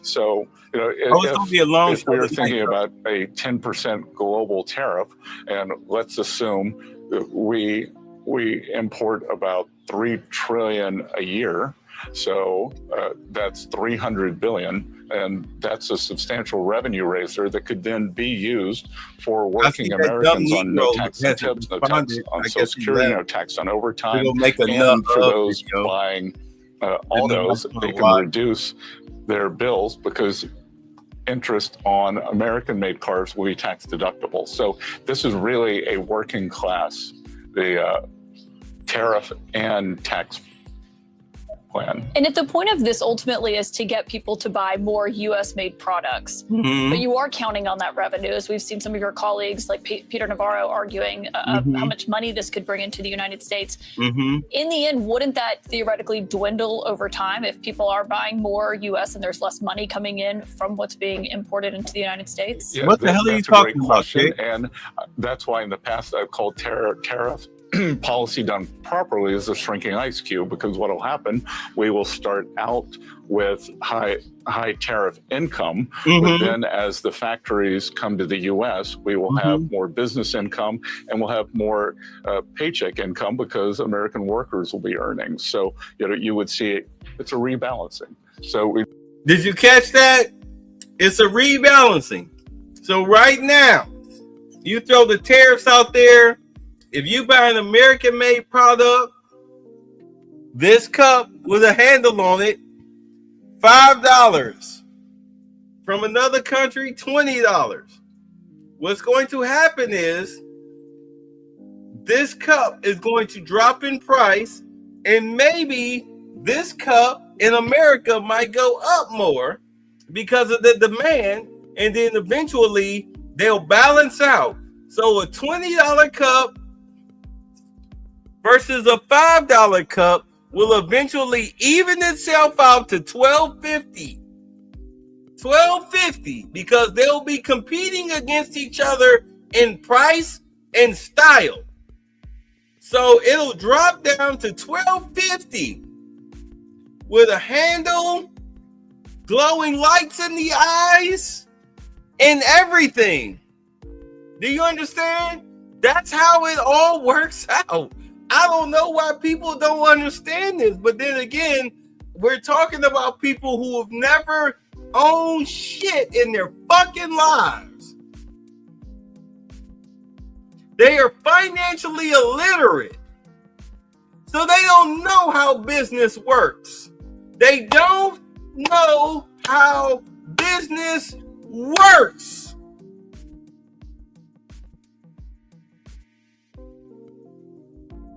So eventually, the tariff product versus the non-tariff product, the tariff product will drop in price. The non-tariff product will rise in price because of demand, and then eventually they'll even out. And with Trump creating the external revenue service, which is money that comes from other countries into the U.S., and eliminating the IRS for people who make less than $150,000 a year, that would be you. You'll be able to afford this $5 cup that now, suddenly now, because these tariff people want to appeal to you, the low income expendable cash people, they are going to come down to match their competitive prices, and these people will try to make more money off of you if it's popping. These people who ain't popping will try to make the necessary changes to where now they are evenly priced at $12.50, and your non-IRS tax ass will now go for whichever one looks the cutest. Whichever one of these cups looks the cutest at a reasonable price, you'll buy it. Are you not getting this? Hello, I'm trying to explain it to you in dumb nigga logic. Okay? I know I use very harsh language. But for those of you who are financial, I know I lost the viewer. For those of you who are financially illiterate and do not understand exactly what's going on here with the tariffs and how U.S. business works, I'll say it again.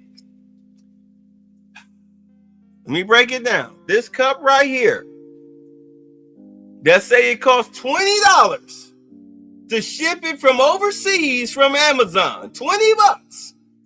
So now you have an American company that'll put a handle on it and put some glowing lights in these eye sockets, give it a different color, and sell it for $5. So now it's on Amazon for $5 instead of $20 from overseas. You, because you are in a capitalistic society that's all about style and gimmick and goofiness, will buy this with the handle and the different colors and the glowing eyes for $5. So now a company overseas will move their company here to the United States and match the goofiness, the trading that people have done, the copyright infringement on this cup, and sell it for $5.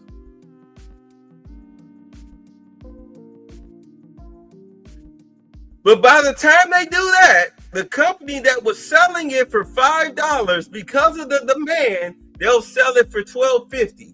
The tariff company will drop it down to $12.50. The handiwork will be different. So now you're basically paying for the brand name and the handiwork. Whichever company wins because of brand name and handiwork at $12.50 wins. Do you not understand that? That's what tariffs do. Did it not? I'm sorry. Do you not understand? Do I need to give you a different analogy? Have you not caught on now? Is it still going over your head now? Are you not getting it? You say then tariffs may rise up to different than 3%. Yeah. Or they may drop. Just like Vietnam dropped off their tariffs. Because they like, shit, we can't afford it. Because we were ripping the United States off. We can't afford it. So we dropped the tariffs. You can bring your stuff over here. We send our stuff over there. We'll stop stealing and scamming you. The best way I can explain it is if your brother asks you for $10 and then he charged you a $20 service fee for sending him the money that you're lending him. But he only pays you back the money that you lent him, which is the $10 or the $3, whatever. But you pay the service fee. This is why I hate apps like Cash App and Venmo and whatnot. Cash App and Venmo, I hate them apps because they charge you a service fee. Imagine if you did away with the service fee for those apps, and you actually sent somebody $100 and they got the full $100, or you loan somebody $100 and then they send you back the $100 and you get $183 back, and you like, God damn, I want my $100. Are you not getting? Is it not clicking? Is it not clicking?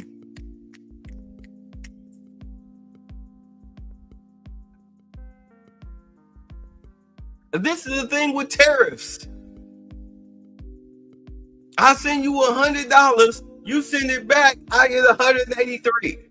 Like, whoa. I want my full $100. Do you not get it?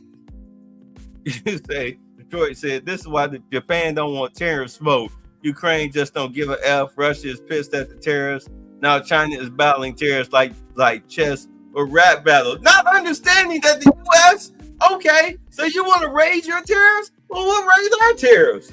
We're going to match you. You have no choice but to either pay them or not send your products overseas, which will cripple your industry. I'll say it again for the 1,000th time. The United States, listen, you dumb. Listen, liquids. The United States is the #1 country in the world when it comes to buying and selling goods and services, especially buying. We are the biggest consumers on the planet. Not Russia, not China, not Israel, not any country you can pull out of your butt cheeks to say they spend more money than us. The answer is you a goddamn lie. The United States spend more money on exports than any country in the world. If we charge you, another country, at least a quarter of the reciprocal tariffs, and you say no, and we say, okay, fine, your products are now banned. What happens to you as a corporation? You collapse immediately.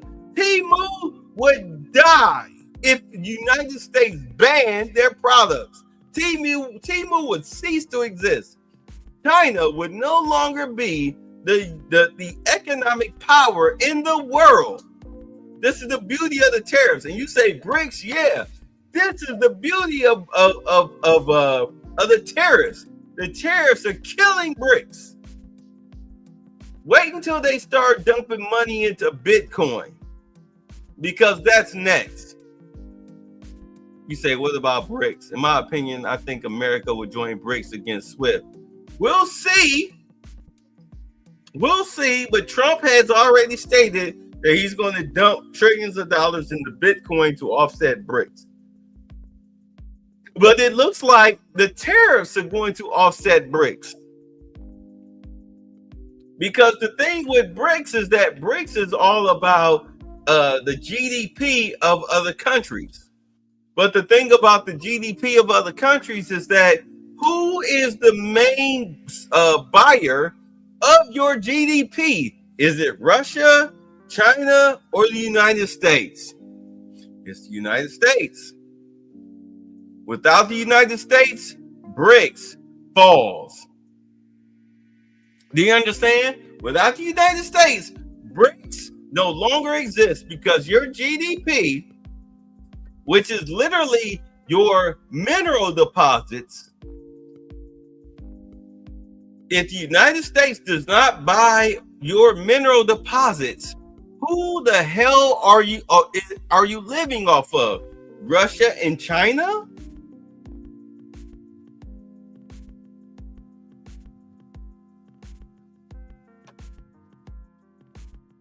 But now with the United States now being the producers of their own mineral deposits, especially oil, you wonder why gas prices are going down? It's because of what's going on in the Gulf of America.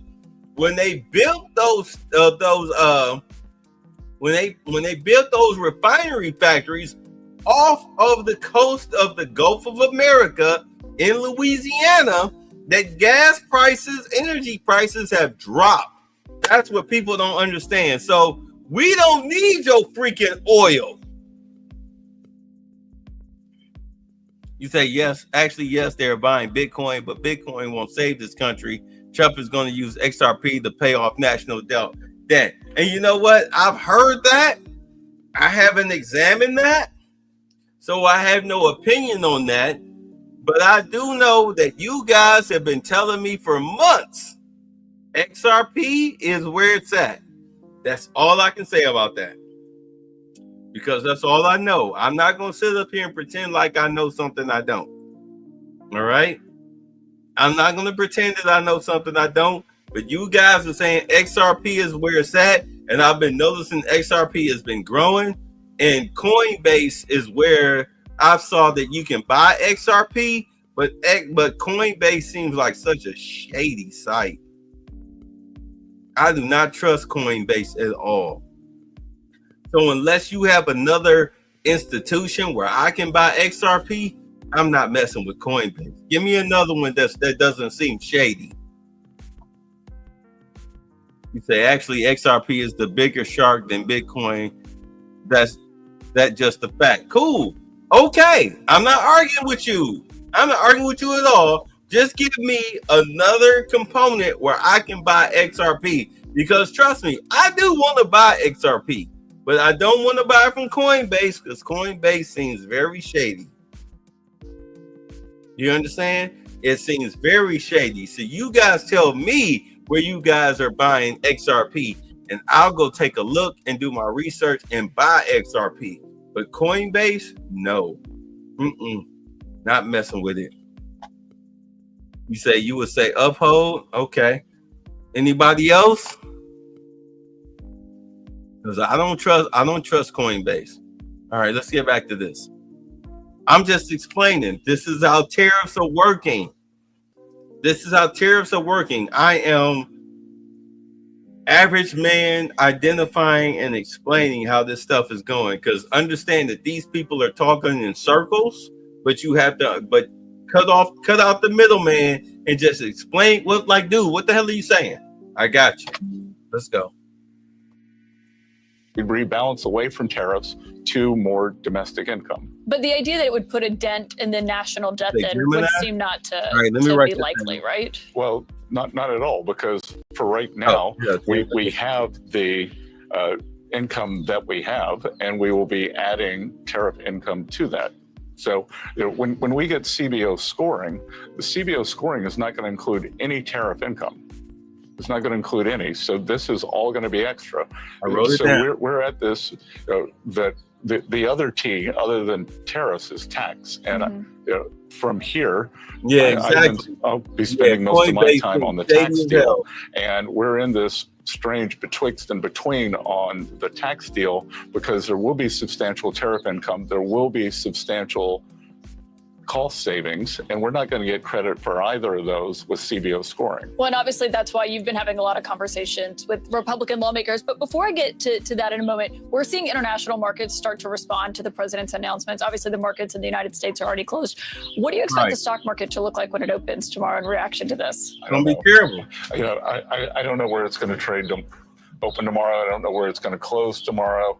And, I think what's going to be important are the underlying economic fundamentals, because at the end of the day, Warren Buffett says in the short run, the market's a voting machine. In the long run, it's a weighing machine. Well, and we've heard some of the allies of this White House say there will be some short-term pain for Americans. I think regular people watching may say, how do you define short term? What does that look like for me and for my bottom line? What would you say to them? Well, again, I think there are two things there to unpack, Caitlin. One is on what we were doing on government spending. So we're bringing down government jobs, we're bringing down government borrowing. So this unsustainable level of government stimulus is stopping. And then on the other side, private sector jobs and private sector borrowing will take over. Those may not be perfectly matched, but we did see an increase of 10,000 manufacturing jobs last month.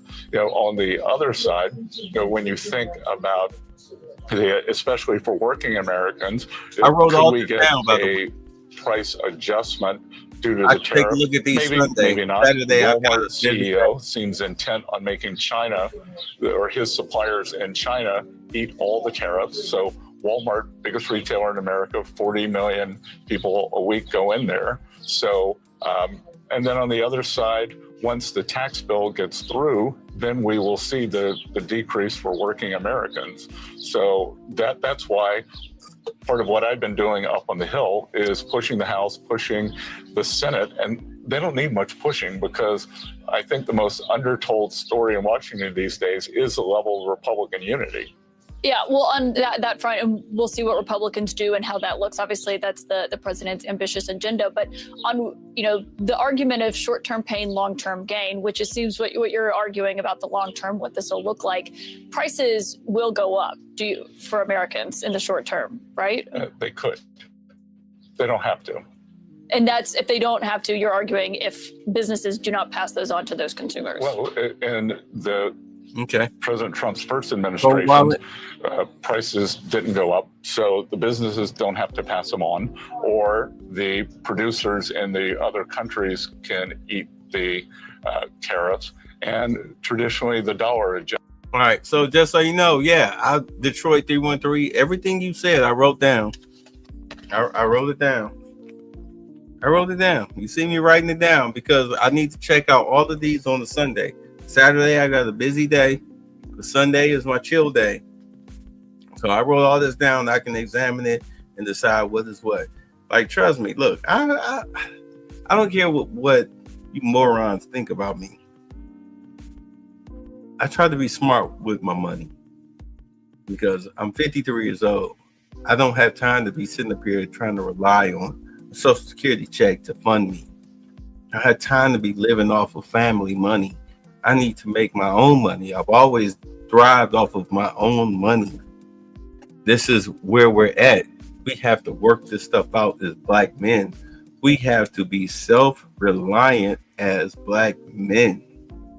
The only friends we have are each other as Black men. Even not even that. You say Robinhood is crypto, but only sometimes visit there. Yeah, Robinhood is crap. I've tried to close out my Robinhood account. The only thing I have going with my Robinhood account is my crypto wallet. But outside that, I dumped all my stocks on Robinhood and transferred them over from to Charles Schwab. But at any rate, let me say this about Black manhood, Black men, and us not having friends. And listen, understand something here. I'll write these down. Understand something here as Black men. Even as Black men, as we say this, Black men, we don't have any friends. Even amongst our own Black men, we don't have any friends. You have Black men who pretend to be your friend for years and collect data on you and then turn around and use it against you to try to bring you down because of jealousy, envy, and stupidity. So understand that even as Black men that are in this space or that we call friends, we're not really friends. Do you understand me? Do you understand me? Are you listening to me? Even Black men that you call friends here in this space are not your friends. They are internet niggas. That's why I said it, internet niggas. They're not really your friends. Because the second that they see that you may be doing something better than them, that your life is maybe just a smidgen better than theirs, understand that what they'll do, they'll collect data just to use it against you. Whether it's true or not, they'll use it against you to try to smear you. Do you hear me? Do you hear me? A lot of Black males today act just like they bitch-made piece of shit mothers and pretend to be your friend to gather information on you. And then when they feel that your usefulness is up for them and they've had enough of you, they will turn around and use whatever little information that they have on you against you.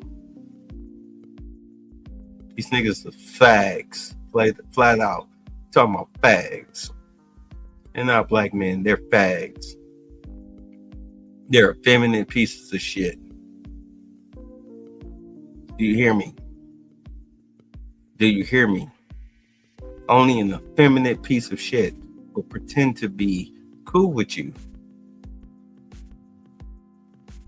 only to turn around and use the info that they've gathered from you on a personal basis,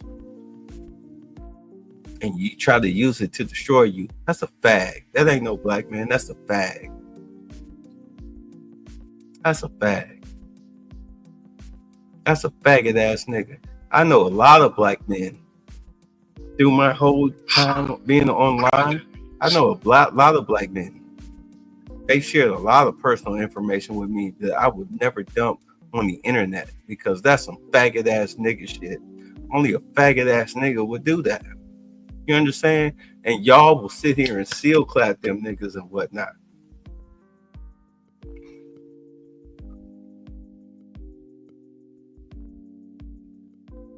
I understand why Lennon Horner does what he does, because Umar sent people to his fucking house and tried to fuck up his job, his wife's job, tried to fuck up his money and his lifestyle. So I understand why Lennon Horner come at a Dr. Umar Johnson as ferociously as he does. But outside of that, I ain't got time for that homoerotic, he say, she say, argue on the internet, bitch made, faggot ass nigga shit. Do you understand? I'm a grown ass fucking man, not some bitch ass nigga whose ego needs to be satiated. That's why I don't engage in BS YouTube. Yeah, this shit, look, I have said 1,000 times, I don't give a fuck if they destroy my YouTube channel. I'll just open another one. Did they not destroy? They killed 4 YouTube channels in one swipe just by killing my Bitter Truth Show channel. But here I am. I'm still here. Still here.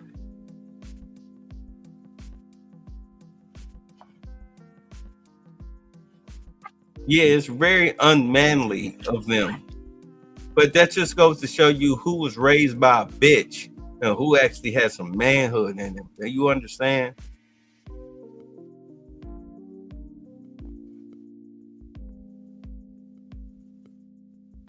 I'm not going to argue with you. I'm not going to go back and forth with you. You can put out whatever personal information against me you have. As far as I'm concerned, that says more about you than it does about me. Nigga, you a hoe. You was raised by a hoe, and you act like a hoe.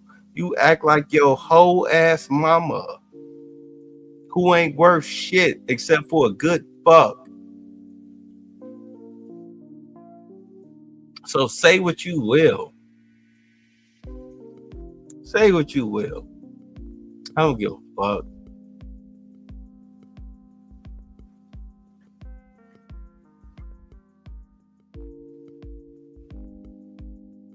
I am all about the preservation and the salvation of black men.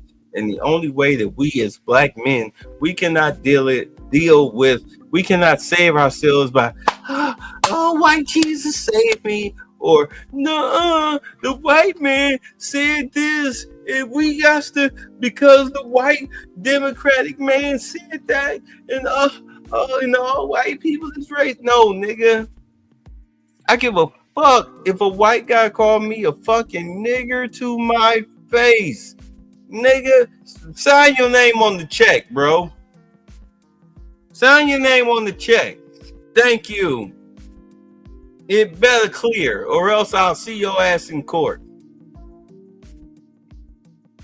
It's not 2020 and below anymore. It's 2025 and above. This is all about your fucking money, not about your goddamn feelings about who's a racist or not. Who gives a fuck? What can you do about it? Trump is racist. Well, what? Okay, so now what? I'm going to burn a Tesla. Then you can spend 20 years in jail, you stupid fuck. Now what? Did it help you? Did it cure him of your perceived racism against him? No.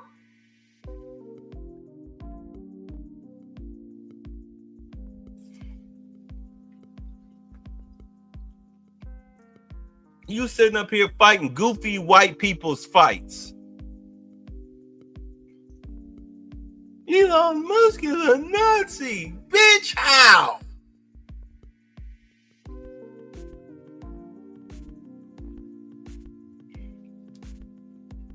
Be stupid enough to spend 5 to 20 years in prison for damaging somebody else's Tesla.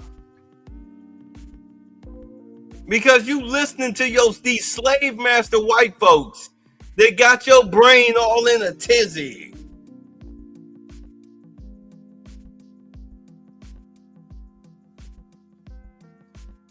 Just like that stupid Negro said, oh, how you gonna vote for Jill Stein, but you in favor of Republican policies? Because I want black men to have grown man fucking jobs. That's how, you dumb nigger. Did you not hear what this man is saying? The gold card. The gold card that he held up cost $5 million.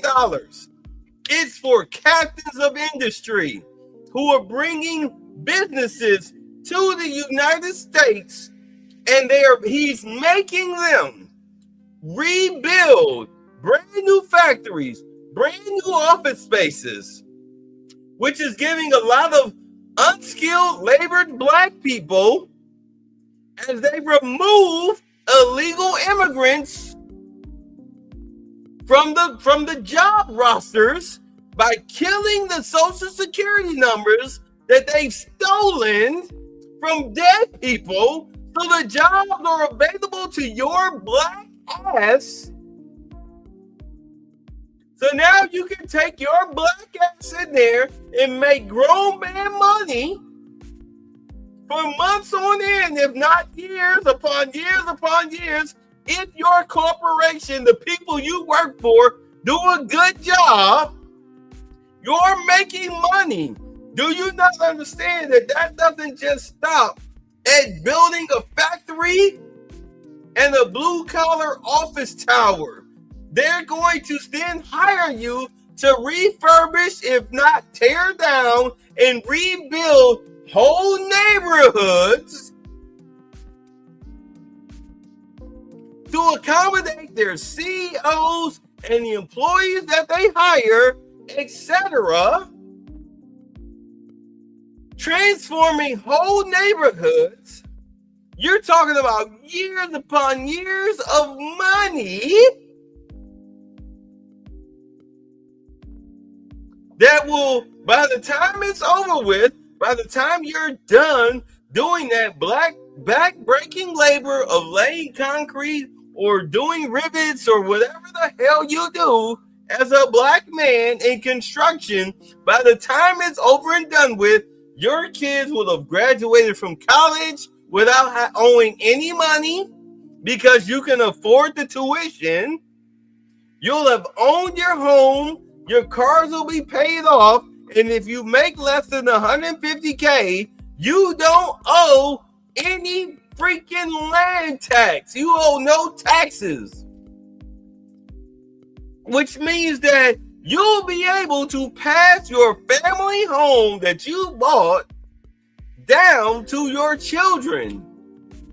Or you'll die in it and leave it to somebody without having to pay any land tax.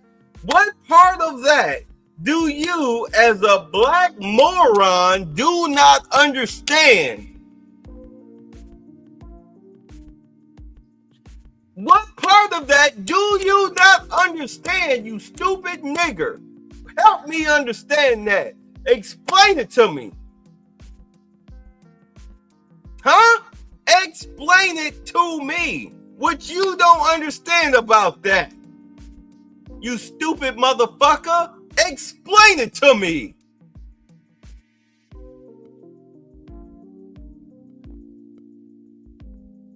You can make all the videos all you want to. That's why you're a liquid. Right. They got their mama's welfare programming. This is the prime opportunity right now, starting today.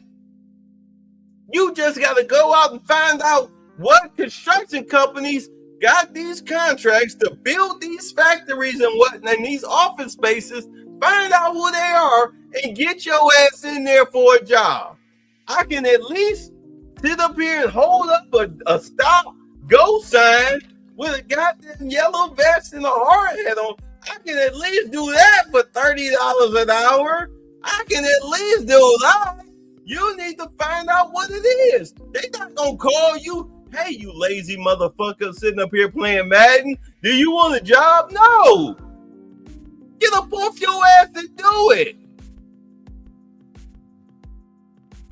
The opportunity is there. They're literally giving it to you.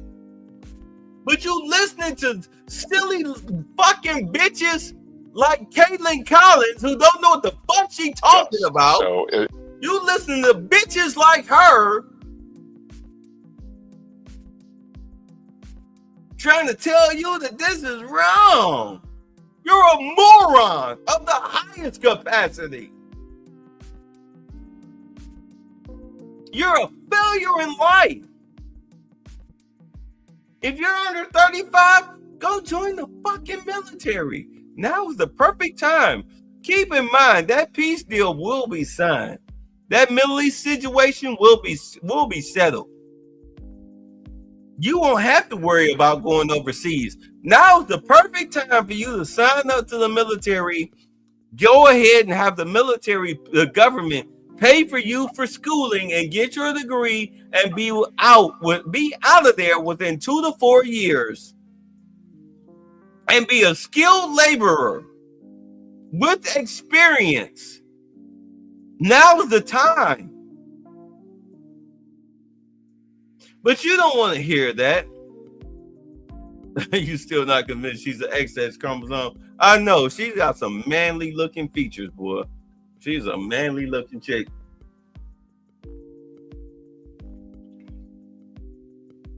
Now's the time. I'm not lying to you. Ask Officer Charles or Sergeant Charles Faulkner.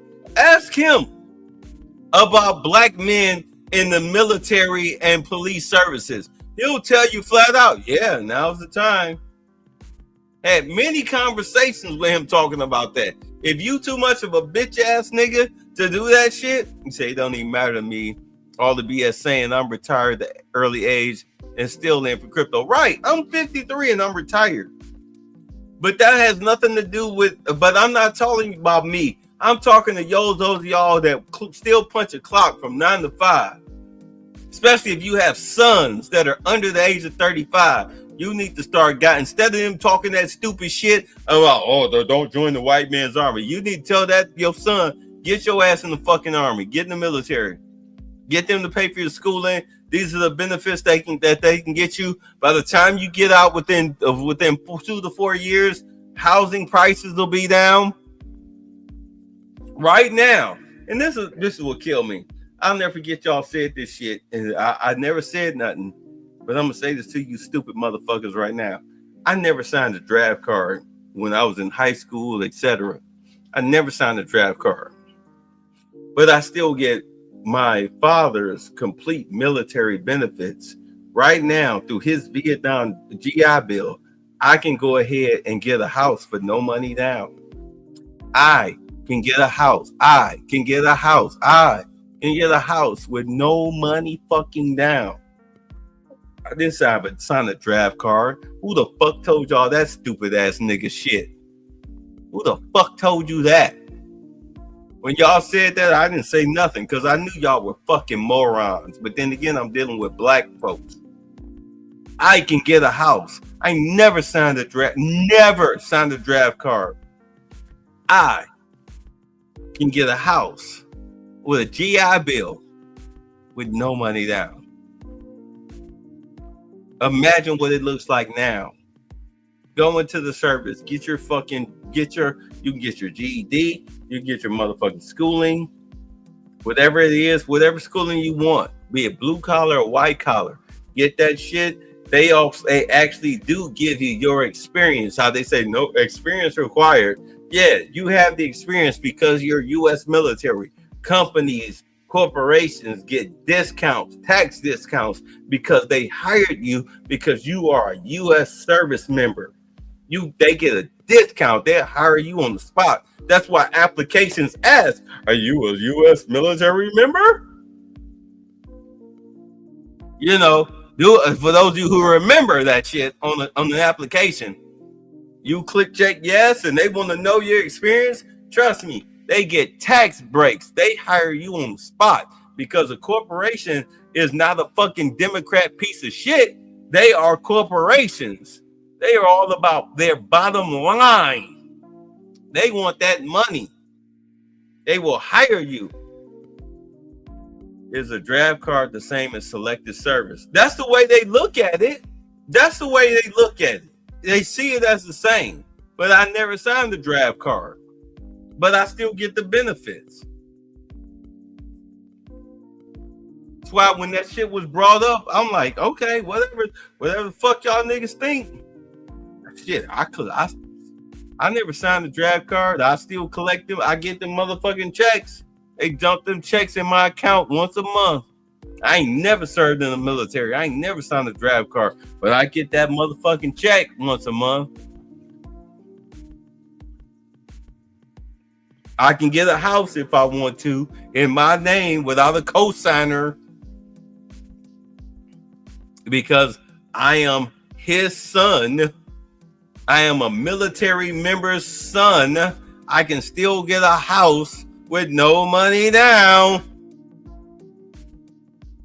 The fuck is you niggas talking about? Somebody lied to you. But whatever, you think whatever the fuck you want to. Shit, I'm looking at shit for next year, to be honest. I've been looking at shit for next year. I remember I was doing the whole expat thing, but now that we have a new president with new ideology, trying to make America great again, literally, why would I leave? Everything sounds beautiful right now. If everything works out according to plan, why the fuck would I leave? I don't have to pay income tax. I can get a house for standard market value. Why would I leave? Crime will be down. Money will be inflowing to the point, because I guarantee you, before Trump leave, I guarantee you the healthcare will be free. National healthcare will be free. I guarantee you. You just wait and see. I was going to ask you about the Philippines. Man, fuck the Philippines. I had been next to the Philippines off my list. I was looking at Japan. I'm still going to visit Japan around summer. That's actually literally on my bucket list to visit Japan. That's still on my bucket list before my birthday, if not on my birthday. But yeah, please. From what I understand about the Philippines, woo, that is a shithole. No. I was sold a lie on the Philippines. You have a lot, and just for that aside, let's talk about. You have a lot of expatriate channels. Zoom to Thailand. They tell you a bunch of fucking lies. But when you actually get into the people who have quote unquote smaller channels that actually tell you the real truth of what the fuck you can really, I know I'm cursing. I'm sorry. When you deal with smaller channels who tell you the real truth about what's going on in these countries, you realize that, oh my God, I do not want to go there. Philippines is a very disgusting country. The water supply, the food supply, how the people actually act as far as hygiene. When you learn the real truth about that stuff with video evidence, oh no. You have to understand that a lot of these people who talk about foreign countries, especially third world countries on these channels, they're doing it because they're trying to make money. So of course they will lie to you. I mean, South America has been off my list.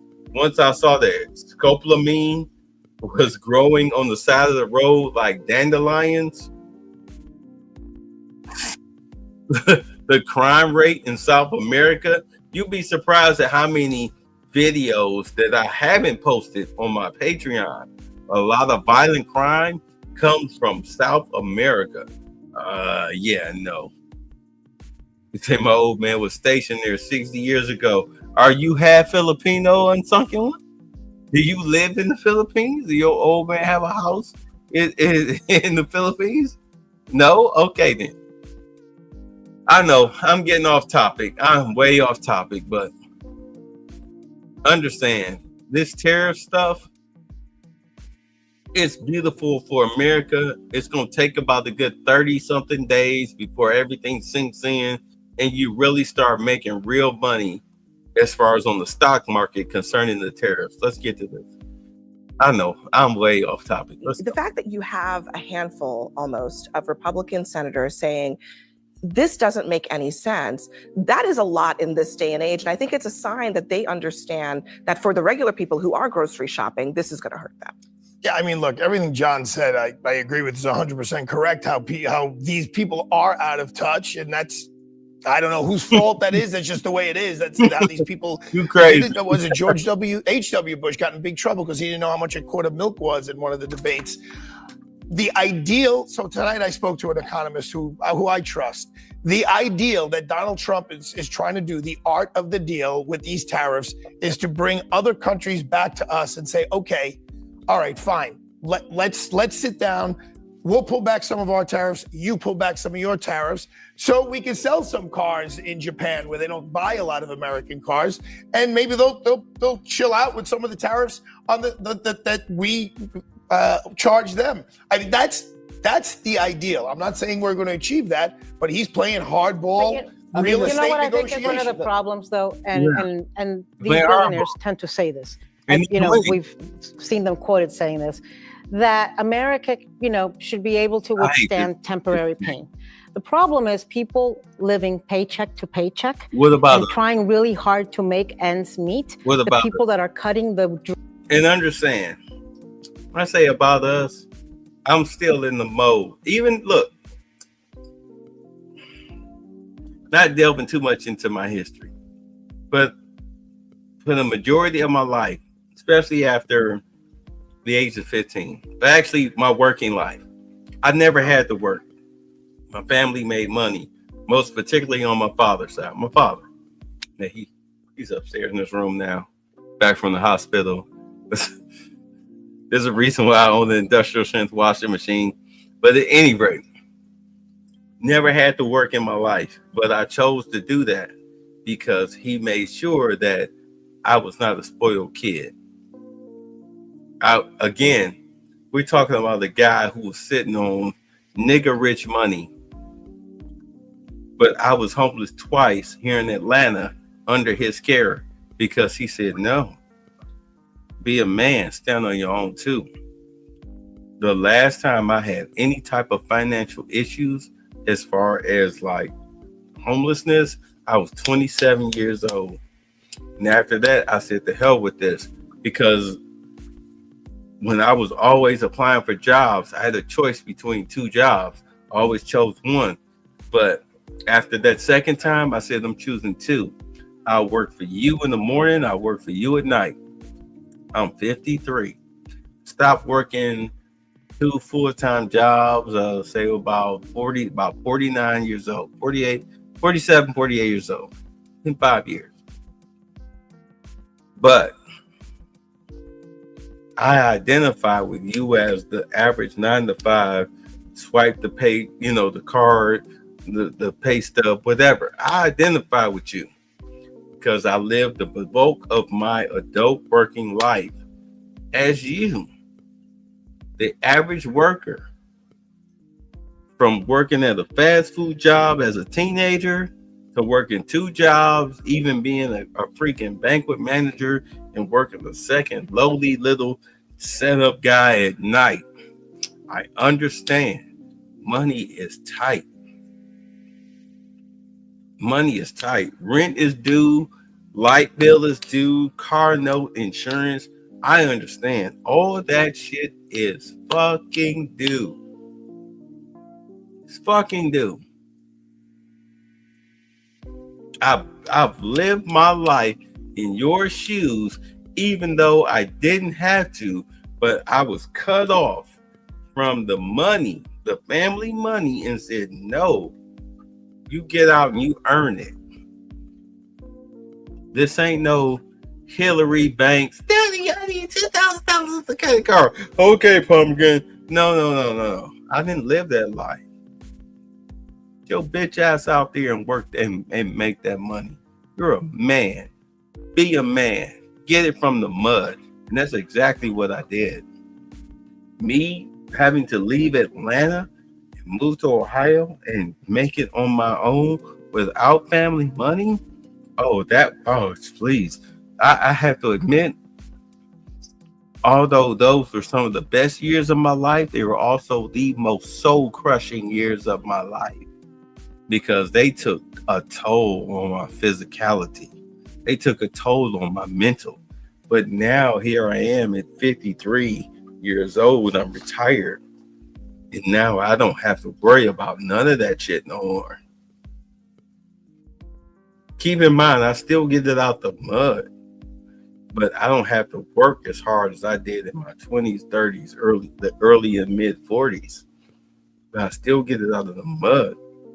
I still identify with you. I understand that the shit you have to go through. I'm not an elitist. Like I said, yeah, I can get a house with my father's GI Bill, but did I do it? No. No. No, this is a rental. I'm just now in my mental thinking, well, yeah, when the prices come down, yeah, we can go ahead and move, and then I can get the forever home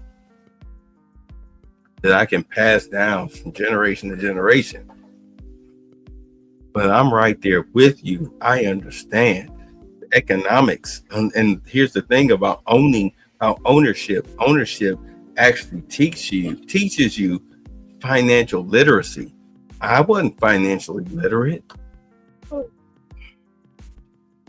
My mother taught me financial literacy. I had to learn that shit on my own. I actually had to, apply. Excuse me. It was trial and error. I had to understand that your bills come before your bullshit. Your bills come before that fancy jacket or that dinner out with your girlfriend. I had to understand that through trial and error. I had to understand that dating single mothers was the worst thing you could ever do through trial and error. Do you understand? Trial and error taught me a lot of things. I know it sounds like I come off like I'm lording myself above you, like I'm above y'all, but no, I'm telling y'all, hey, look, in all honesty, here, me at 53, I wish I had somebody when I was 20 years old that was of my age that was telling me, hey, young blood, don't do this, don't do that. Believe me, my father didn't really tell me that shit. As much as I revere him and y'all, in the black conscious shit, he didn't tell me none of this shit. I had to learn this shit on my own. It was trial and error. I had to do it. I had to learn it the hard way. Well, here I am at 53 trying to tell you guys, hey, look, cut this shit out. This is how you get it. You get it through financial literacy. You get it by just cutting bitches off of your cipher and trying to use the system to benefit you. To benefit you, use the system to benefit you. This is how you did it. I wish I had somebody when I was 20 years old that told me this shit. My father told me before I was 18, the black man ain't got no place in the white man's army. That was a fucking lie. That was bullshit. I can admit that was bullshit. I wish he would have pushed me to selective service, but do understand that when he went to war, it was during Vietnam. He did 2 tours. The second tour was to keep his little brother, my Uncle Larry, out of the service. And they was like, nope, both of you motherfuckers are going. That whole Saving Private Ryan shit was a fucking lie for black men. They put both of their asses in the army, in the military, in the service, in Vietnam. Luckily, both of them survived. But things are different now.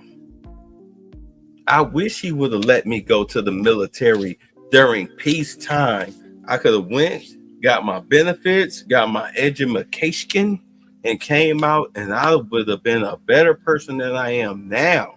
I can literally, legally, truly, right now here in front of y'all admit that I came out a better person had I went to the military back then in my early 20s. But I was Mr. Black Power, Mr. Blackity Black Power. And that shit got me nowhere in life financially. Got me nowhere in life financially. That's why I say, fuck all this racism, trying to find a racist under the fucking bush and shit. Hold on. Lewis, Yo, what's up? I'm broadcasting. You are? Yes, I am. All right.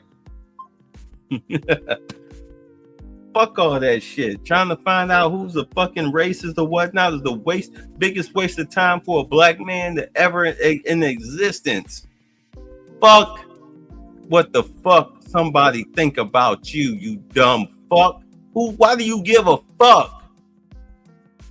Why do you give a fuck what somebody think about you? Are you fucking them? Are they feeding you? Or are they financing you? No? Then why do you care?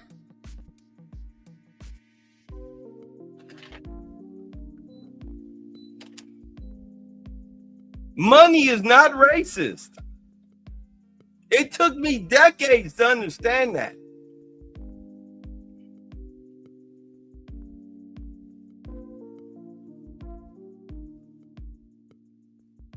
Decades to understand that I don't give a fuck who calls me a nigger behind my back or to my face or anything. Bitch, is your name on the check? Yes. All right then. It better clear.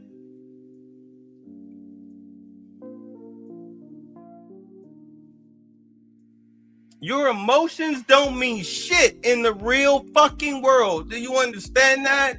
Don't mean shit. This is not 1965 anymore. Your protests don't mean shit.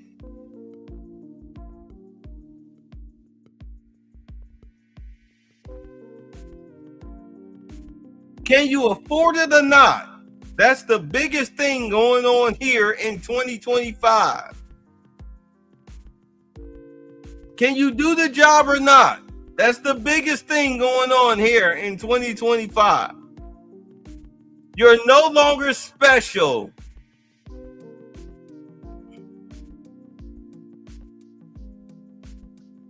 What part of that do you not understand? Can you do the job or not? That's what matters here in 2025. MLK said, judge me not by the color of my skin, but the content of my character. This is the dream. This is where we sit now in 2025.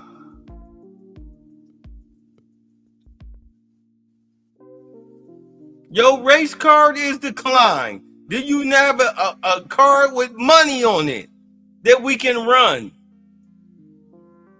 No? Then fuck you. Take it up with CNN. Let them bitch, moan, and whine and cry on your behalf. It don't mean shit to us.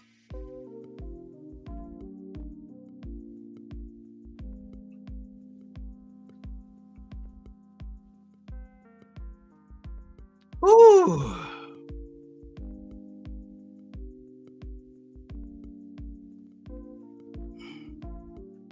Let them boys be men. Yeah, single mothers equates to time bombs. Clint was downsized in the military in 92 when I was considering servicing. What's up, Lewis? Exactly. Peace, yeah. Pay me, fuck you. Yeah, pretty much. Pay me, fuck you. You ain't got the...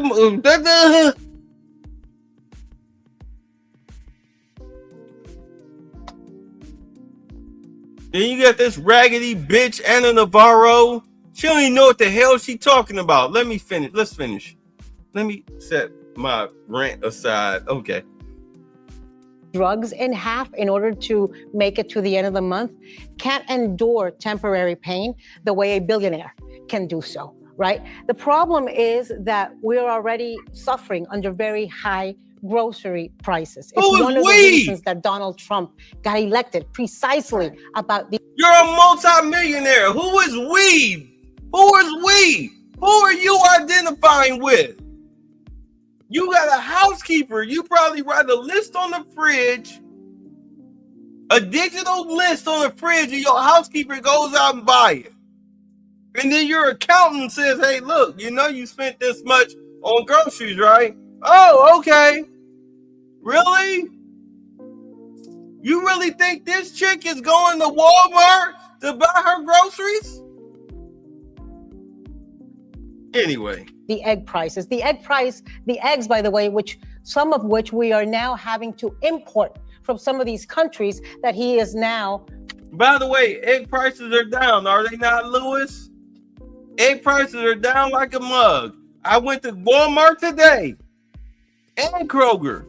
The egg shelf, those of you who go, look, I understand it's Friday, right?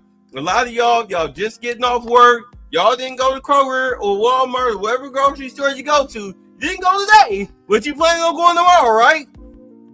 When you go tomorrow, take a look at the eggs and the chicken. I just made a whole thing of wings today, which wasn't on the shelf because there weren't eggs on the shelf. If there are no eggs, there's no chicken.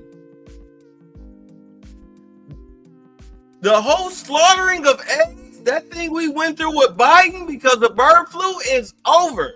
There was a crap load of wings and thighs and breasts and drumsticks in the Walmart meat section, as well as there were eggs. When you go tomorrow to your grocery store, for those of you who got paid today, when you go to grocery shopping tomorrow, you go and look and you tell me if it don't look like how it used to look for the past 4-5 years or whatever before bird flu hit us a couple of months ago. You tell me if it don't look like, this section is full and the prices are regular. You tell me.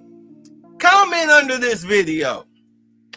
Slapping tariffs on. And so it is so callous to say the art of the deal, he'll do this, he'll do that, because that's not going to happen in one day. That's not going to happen in 1 month. Here's the thing, we don't know. But we don't know. Yeah, but it could happen tomorrow. Japan could call them tomorrow and be like, let's sit down and negotiate. But you know what? The likelihood that it happens by the way he did it is minimal, because it gives more people the desire to start to work together against us than to say, if he did it to 2 or 3 countries, maybe, but to do a sweeping tariff.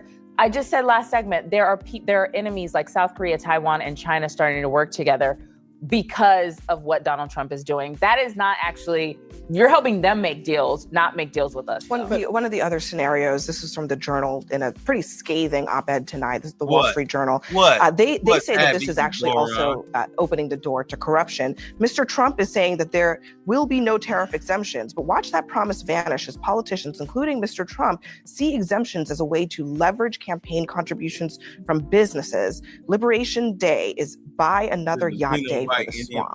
The swamp that he's supposed to be draining. Yeah, I don't know if I would agree with the premise of that argument articulated.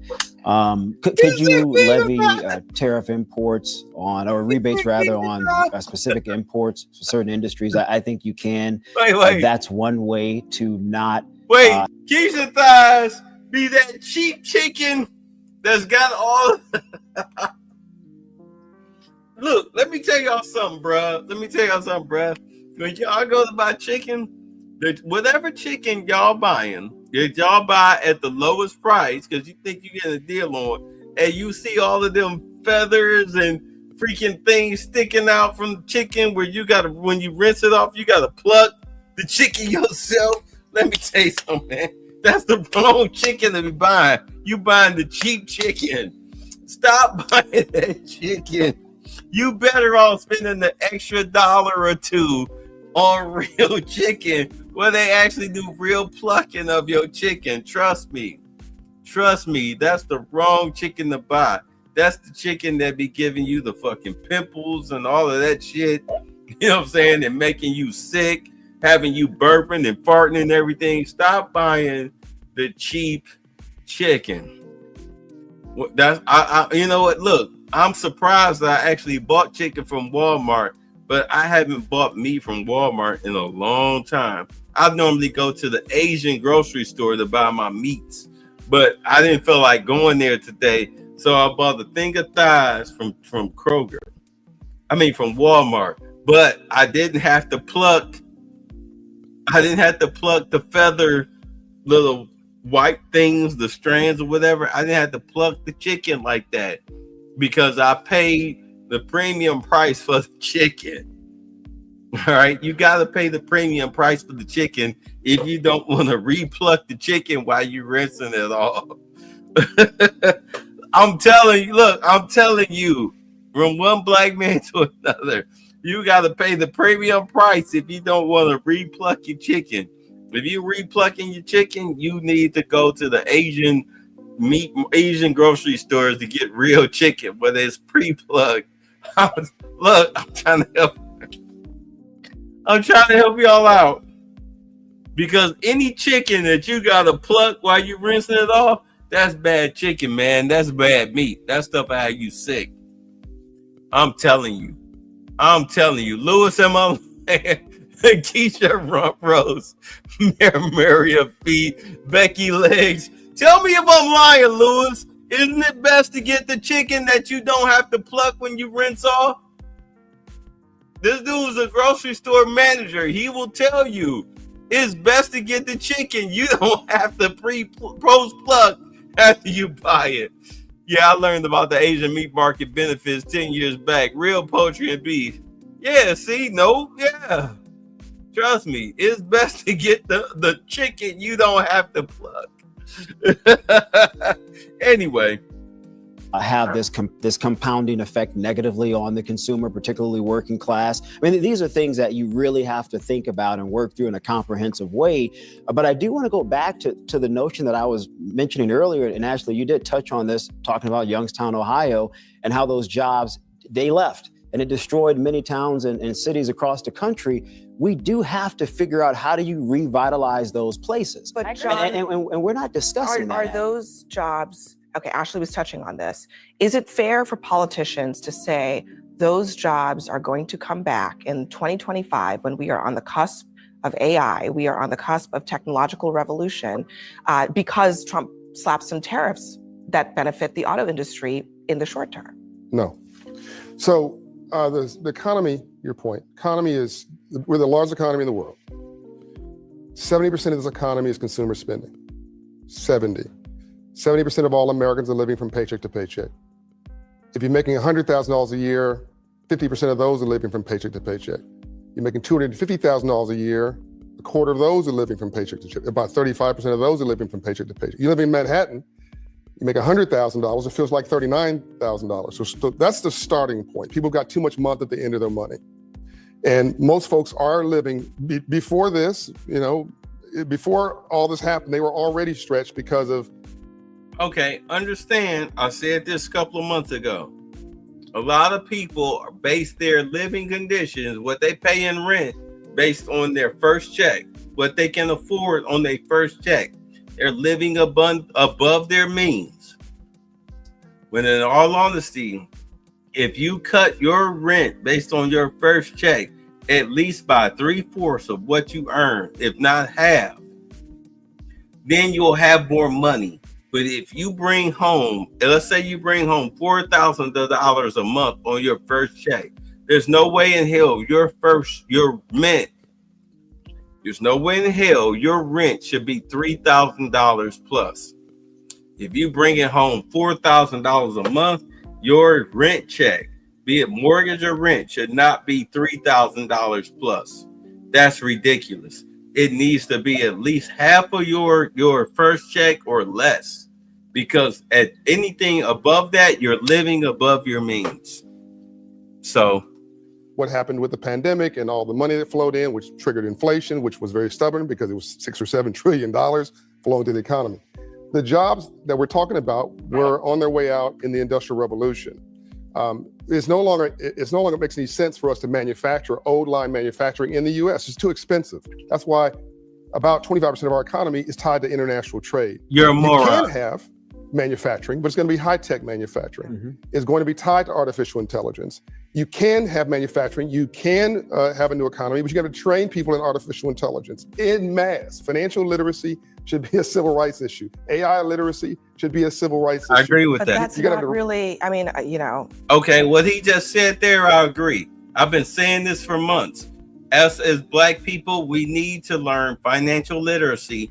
We also need to revamp the school system, especially high school, you need to learn AI and things of that nature. You need to update your curriculum, especially when it comes to computers, coding, etc. You need to do that. I agree with him on that. But that goes. He's right. But that goes right? to my point of a comprehensive economic strategy to revitalize these cities that are struggling. There are children that are going to go hungry because their parents can't afford to pay the higher prices on groceries. So just how worried were Biden aides before the former president's disastrous debate last summer? According to Ron Klain, his chief of staff, his concerns could not be overstated. The former Biden chief of staff spoke to the journalist Chris Whipple for his new book that details last year's unconventional race. And just 4 days before the debate, Klain recalled that Biden didn't know what Trump had been saying and couldn't grasp what the back and forth of the campaign was. Because he was too screwed up in first meeting with Biden for debate prep, quote, Klain was startled. He'd never seen Biden so exhausted and so out of it. Biden was unaware of what was happening in his own campaign. Halfway through the session, the president excused himself and went off to sit by the pool. In a statement to CNN, Klain said the excerpts from the book distorted his meaning. He says, I had no doubts then or now about the president's mental acuity. My point was that he was exhausted from travel and sick and overly focused on foreign affairs and detached from domestic policy. He says that Biden wasn't in the flow on the arguments of the campaign and was focused on Ukraine and Israel. Yeah, because he was so out of it. Okay, look, I'm gonna end it here, but because I'm so behind. I know she's cute from the neck up, but that body is a tragedy. Yeah, I know she's a train wreck. Yes, it is. I stream all my vegetables. Yeah. Understand, again, for the liquids, Joe Biden was so out of it. He had no idea what the hell was going on. He was forgetful, all right? He was not in charge of things. We went over that with the Lindy Lee interview. We went over that with the Mike Johnson interview.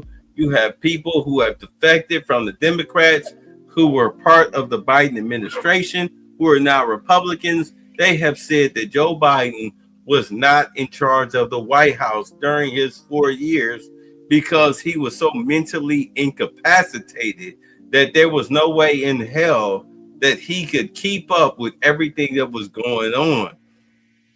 He would come down from the residential section at 10 o'clock, watch Morning Joe, do whatever goofy stuff he had to do, and then by 4 o'clock, he was back in the White House residential area.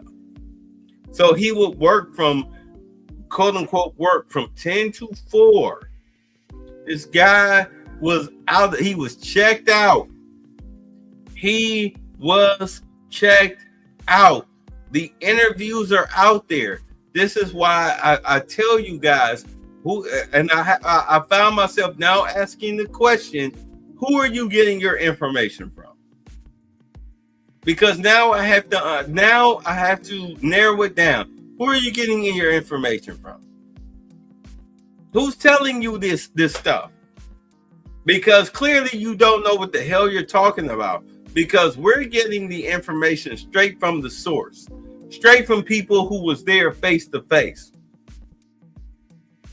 Right, Lewis? Are we not getting the information from people who was there face to face? Are we not getting the information straight from the source, from the information straight from the people who are in charge, straight from Trump, straight from Pam Bondi, straight from Kash Patel, straight from Kristi Noem? Are we not getting our information straight from the source, or are we going to outside sources who are twisting the information and getting it where they get it from?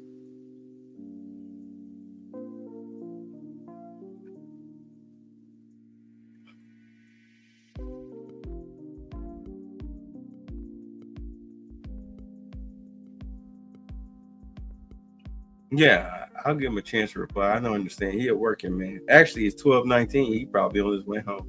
That's how much you know. Hey, look, that's how much we talk. I know his schedule. Unless he doing the inventory. No, but man, understand, man.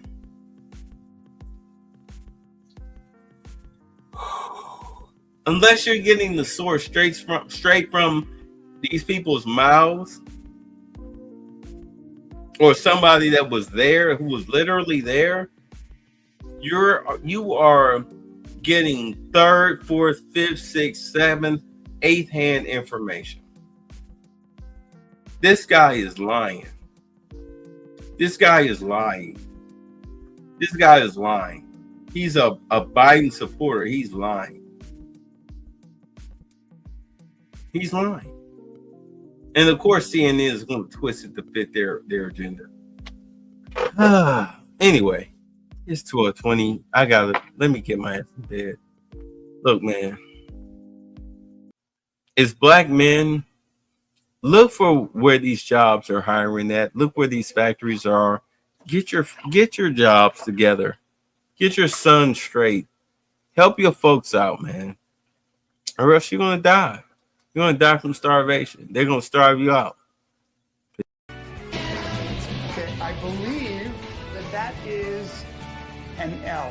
It is, in fact, an L. It was 6 hours ago. I couldn't even read a stop sign. All right, test me again. I want to go smaller. Smaller. All right. Great work, Rob. Great work. See if you can read this.